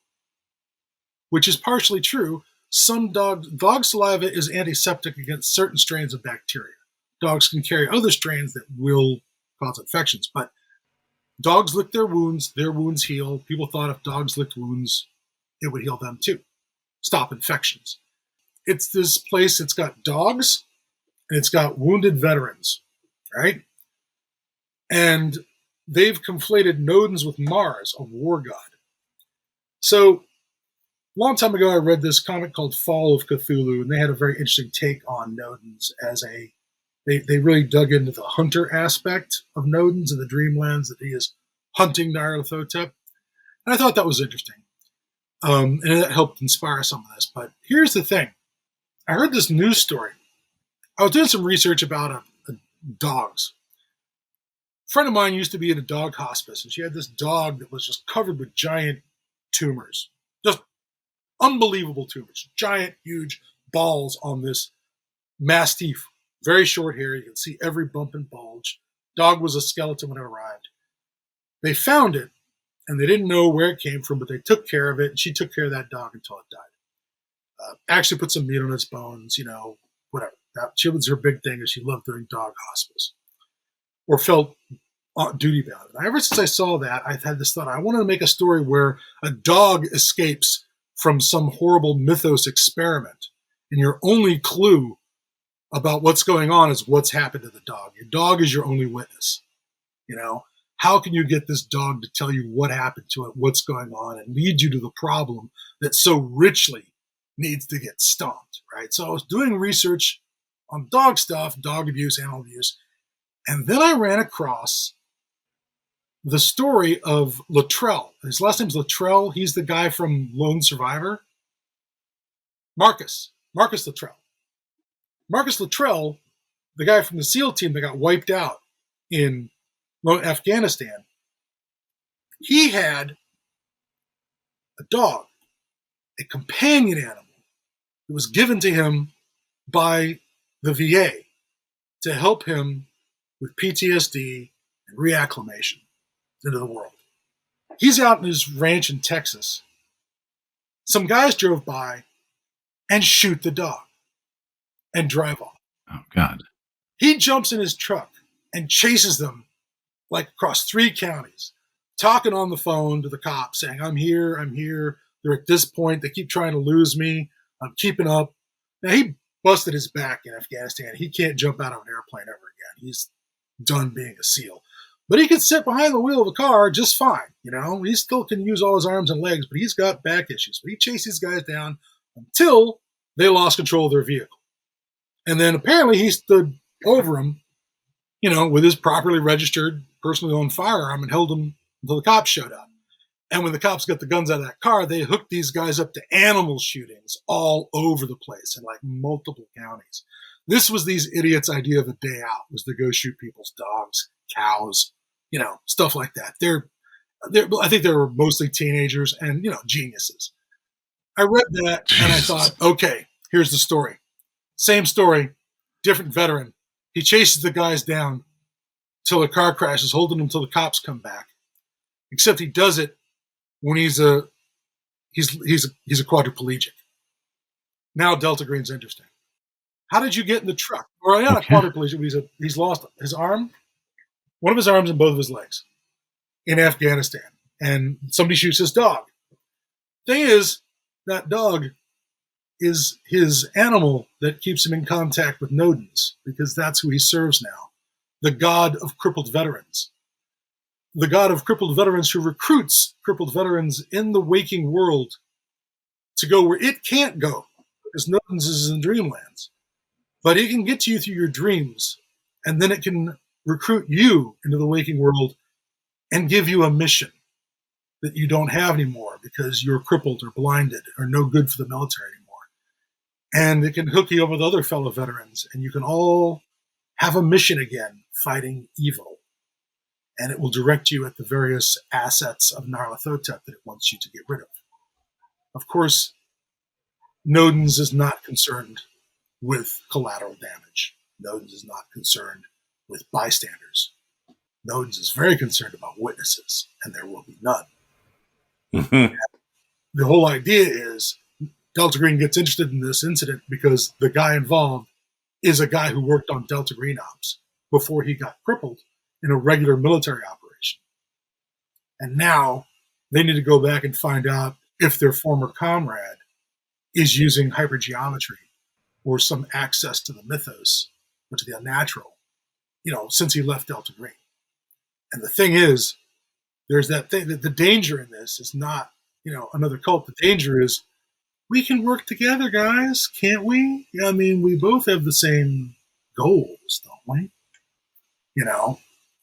And again, the problem is this is Nodens and Nyarlathotep. They're locked in an eternal battle on every planet that there is intelligent life intelligent enough to sense their existence. That's just one more game table. And there's no telling how, maybe they flip the table rather than lose. Maybe flipping the table is how they win. Maybe Nodens wins by making sure Nyarlathotep doesn't get to bring the great old ones back by just destroying the earth, Their goals are not your goals. But Nodens becomes this cult of crippled soldiers who dream of the dreamlands go to before go before Nodens in the abyss, in the Vale of Nath, on that field of bones, and using a knife given to them by Nodens, they carve off the limbs they lost in the real world and gain dream limbs in the real world. Oh. They live as cripples in the dreamlands, and they get their limbs back in the real world, but only as dreamlands. They're invisible. That's awesome. They never have to explain why they grew back. They just put a glove on, and now it looks like a hand and a sleeve. They just wear long pants. But if they take their shoes off, they don't set off mines or leave footprints. They don't leave fingerprints on guns if they're missing a hand. And these are their dream limbs that they use to execute the will of their god, which many of them don't see as Nodens. Many of them see it as a hoary Old Testament god of Yahweh or Allah, or some of them see him as pre-Slavic deities. Like, there have been warrior cults like this since forever in all cultures. It's a little tougher with Islamic cultures because they have such a low opinion of dogs. But that's my only problem there. Dogs don't show up much. Dogs show up, though, in Aztec culture as being important, as being psychopomps that lead you to the afterlife. So that's nice. So your dog leads you into the dreamlands, which is kind of like going into the afterlife. I'm trying to remember what and we've spent 20 years of war in the United States building his new army, while other places have been at peace. Although with the Ukraine war starting, I'm beginning to believe that the children of Chernobog are about to be a new thing in the world, because there are going to be plenty of Russians going home without all their fingers and toes. Ukrainians too, for that matter, which is going to make for very interesting bedfellows. Because again, you'll end up with people who were enemies, working for the same goal of destroying Nyarlathotep's works or his minions or his assets. So that's coming up real soon. It's going through proofreading, I guess. Maybe you look for it in 2024. But that's something I'm very proud of. I'm very proud of dusting off Nodens and trying to make him a little more interesting. I mean, that's the trick. Going back and finding old Mythos stuff and giving it a new polish. I mean, I got plans for Zathagwa. What do we know about Zathagwa? He lives in Hyperborea, which is where Greenland is. And what's Greenland doing? Melting. That is going to let some stuff out. That is some stuff's coming to the surface in Greenland. So yeah, I got some plans for Zathagwa too, and there's not going to be a furry bunny either. The furry bunny. No, the furry bunny is terrible. People didn't use Zathagwa for years. It's so terrible. It's awesome. Did you ever, an artist named Liv Ramey Smith? She's from Portland, and she's done art for the film festival. And I want to say she's done something for Chaosium, but she literally does woodcuts. She was born with a congenital brain defect, and she cannot do an illustration. But she found that she could do a woodcut. She can do these amazingly brilliant mirror image of what she actually wants woodcuts, and then put the ink on the wood and make a woodcut. Look her up. It's Liv Rainey with an INY, Rainey Smith, Liv Rainey Smith. She does these unbelievable woodcuts, and she does these sort of medieval woodcuts that have Mythos stuff in them. And they're just brilliant. They're so good. They're a lot like those illustrations that came with Malleus Monstrorum, where instead of seeing a picture of the monster, you get this weird thing where, like, here's how it appears, in this illuminated manuscript, or here's how it appears as depicted by a Mayan glyph, or whatever. Her woodcuts are amazing. And she does a Zathagwa woodcut, chef's kiss, just amazing. And that's the Zathagwa you're going to get, believe me. Awesome. But anyways, yeah, I'm very happy with the Cult of Nodens that I've come up with. So we'll see. we'll see how that goes. I'm excited for it. I'm excited for it. I ought to check that out. Yeah. Well, again, Scott, thank you so much for coming out today. We have just, this was amazing. I recognize that we said half an hour ago that we were done, but then you made the mistake of having me on your show, which some may say mistake. I say opportunity. This is your fault. This is not my fault. It's my fault. All right. Well, thank you, Scott, so much. I love you guys' work. I've listened to the whole run. I can't wait to hear more. Yes, I am narcissistic enough to listen to myself, but good. I will continue to listen afterwards. You guys are doing the Lord's work when it comes to the Mythos and gaming and GMing advice. It's brilliant stuff. I'm really happy with it. Well, thank you. It was really awesome to have you on. Thanks. My pleasure. Well, and we, as we've said, cannot do this show alone. We want to thank our amazing editors, Max Mahaffa and Edwin Nagy, for their hard work and keen skills in making us sound awesome. Thank you, guys. We also want to thank John Sumrow for our badass logo. He's a very talented artist, so please follow him on Facebook, check out his official website, and please consider joining his Patreon account. Links below in the show notes. And finally, we want to thank the Darkest of the Hillside Thickets for generously allowing us to use their song Gluttony as our intro and outro music. If you're a fan of Lovecraft's writing and the Call of Cthulhu RPG, then you really need to check out the Darkest of the Hillside Thickets. Check out their Bandcamp site and their official band site. We'll have links in the show notes. Thanks for listening. Thank you. Bye, Scott. Bye-bye.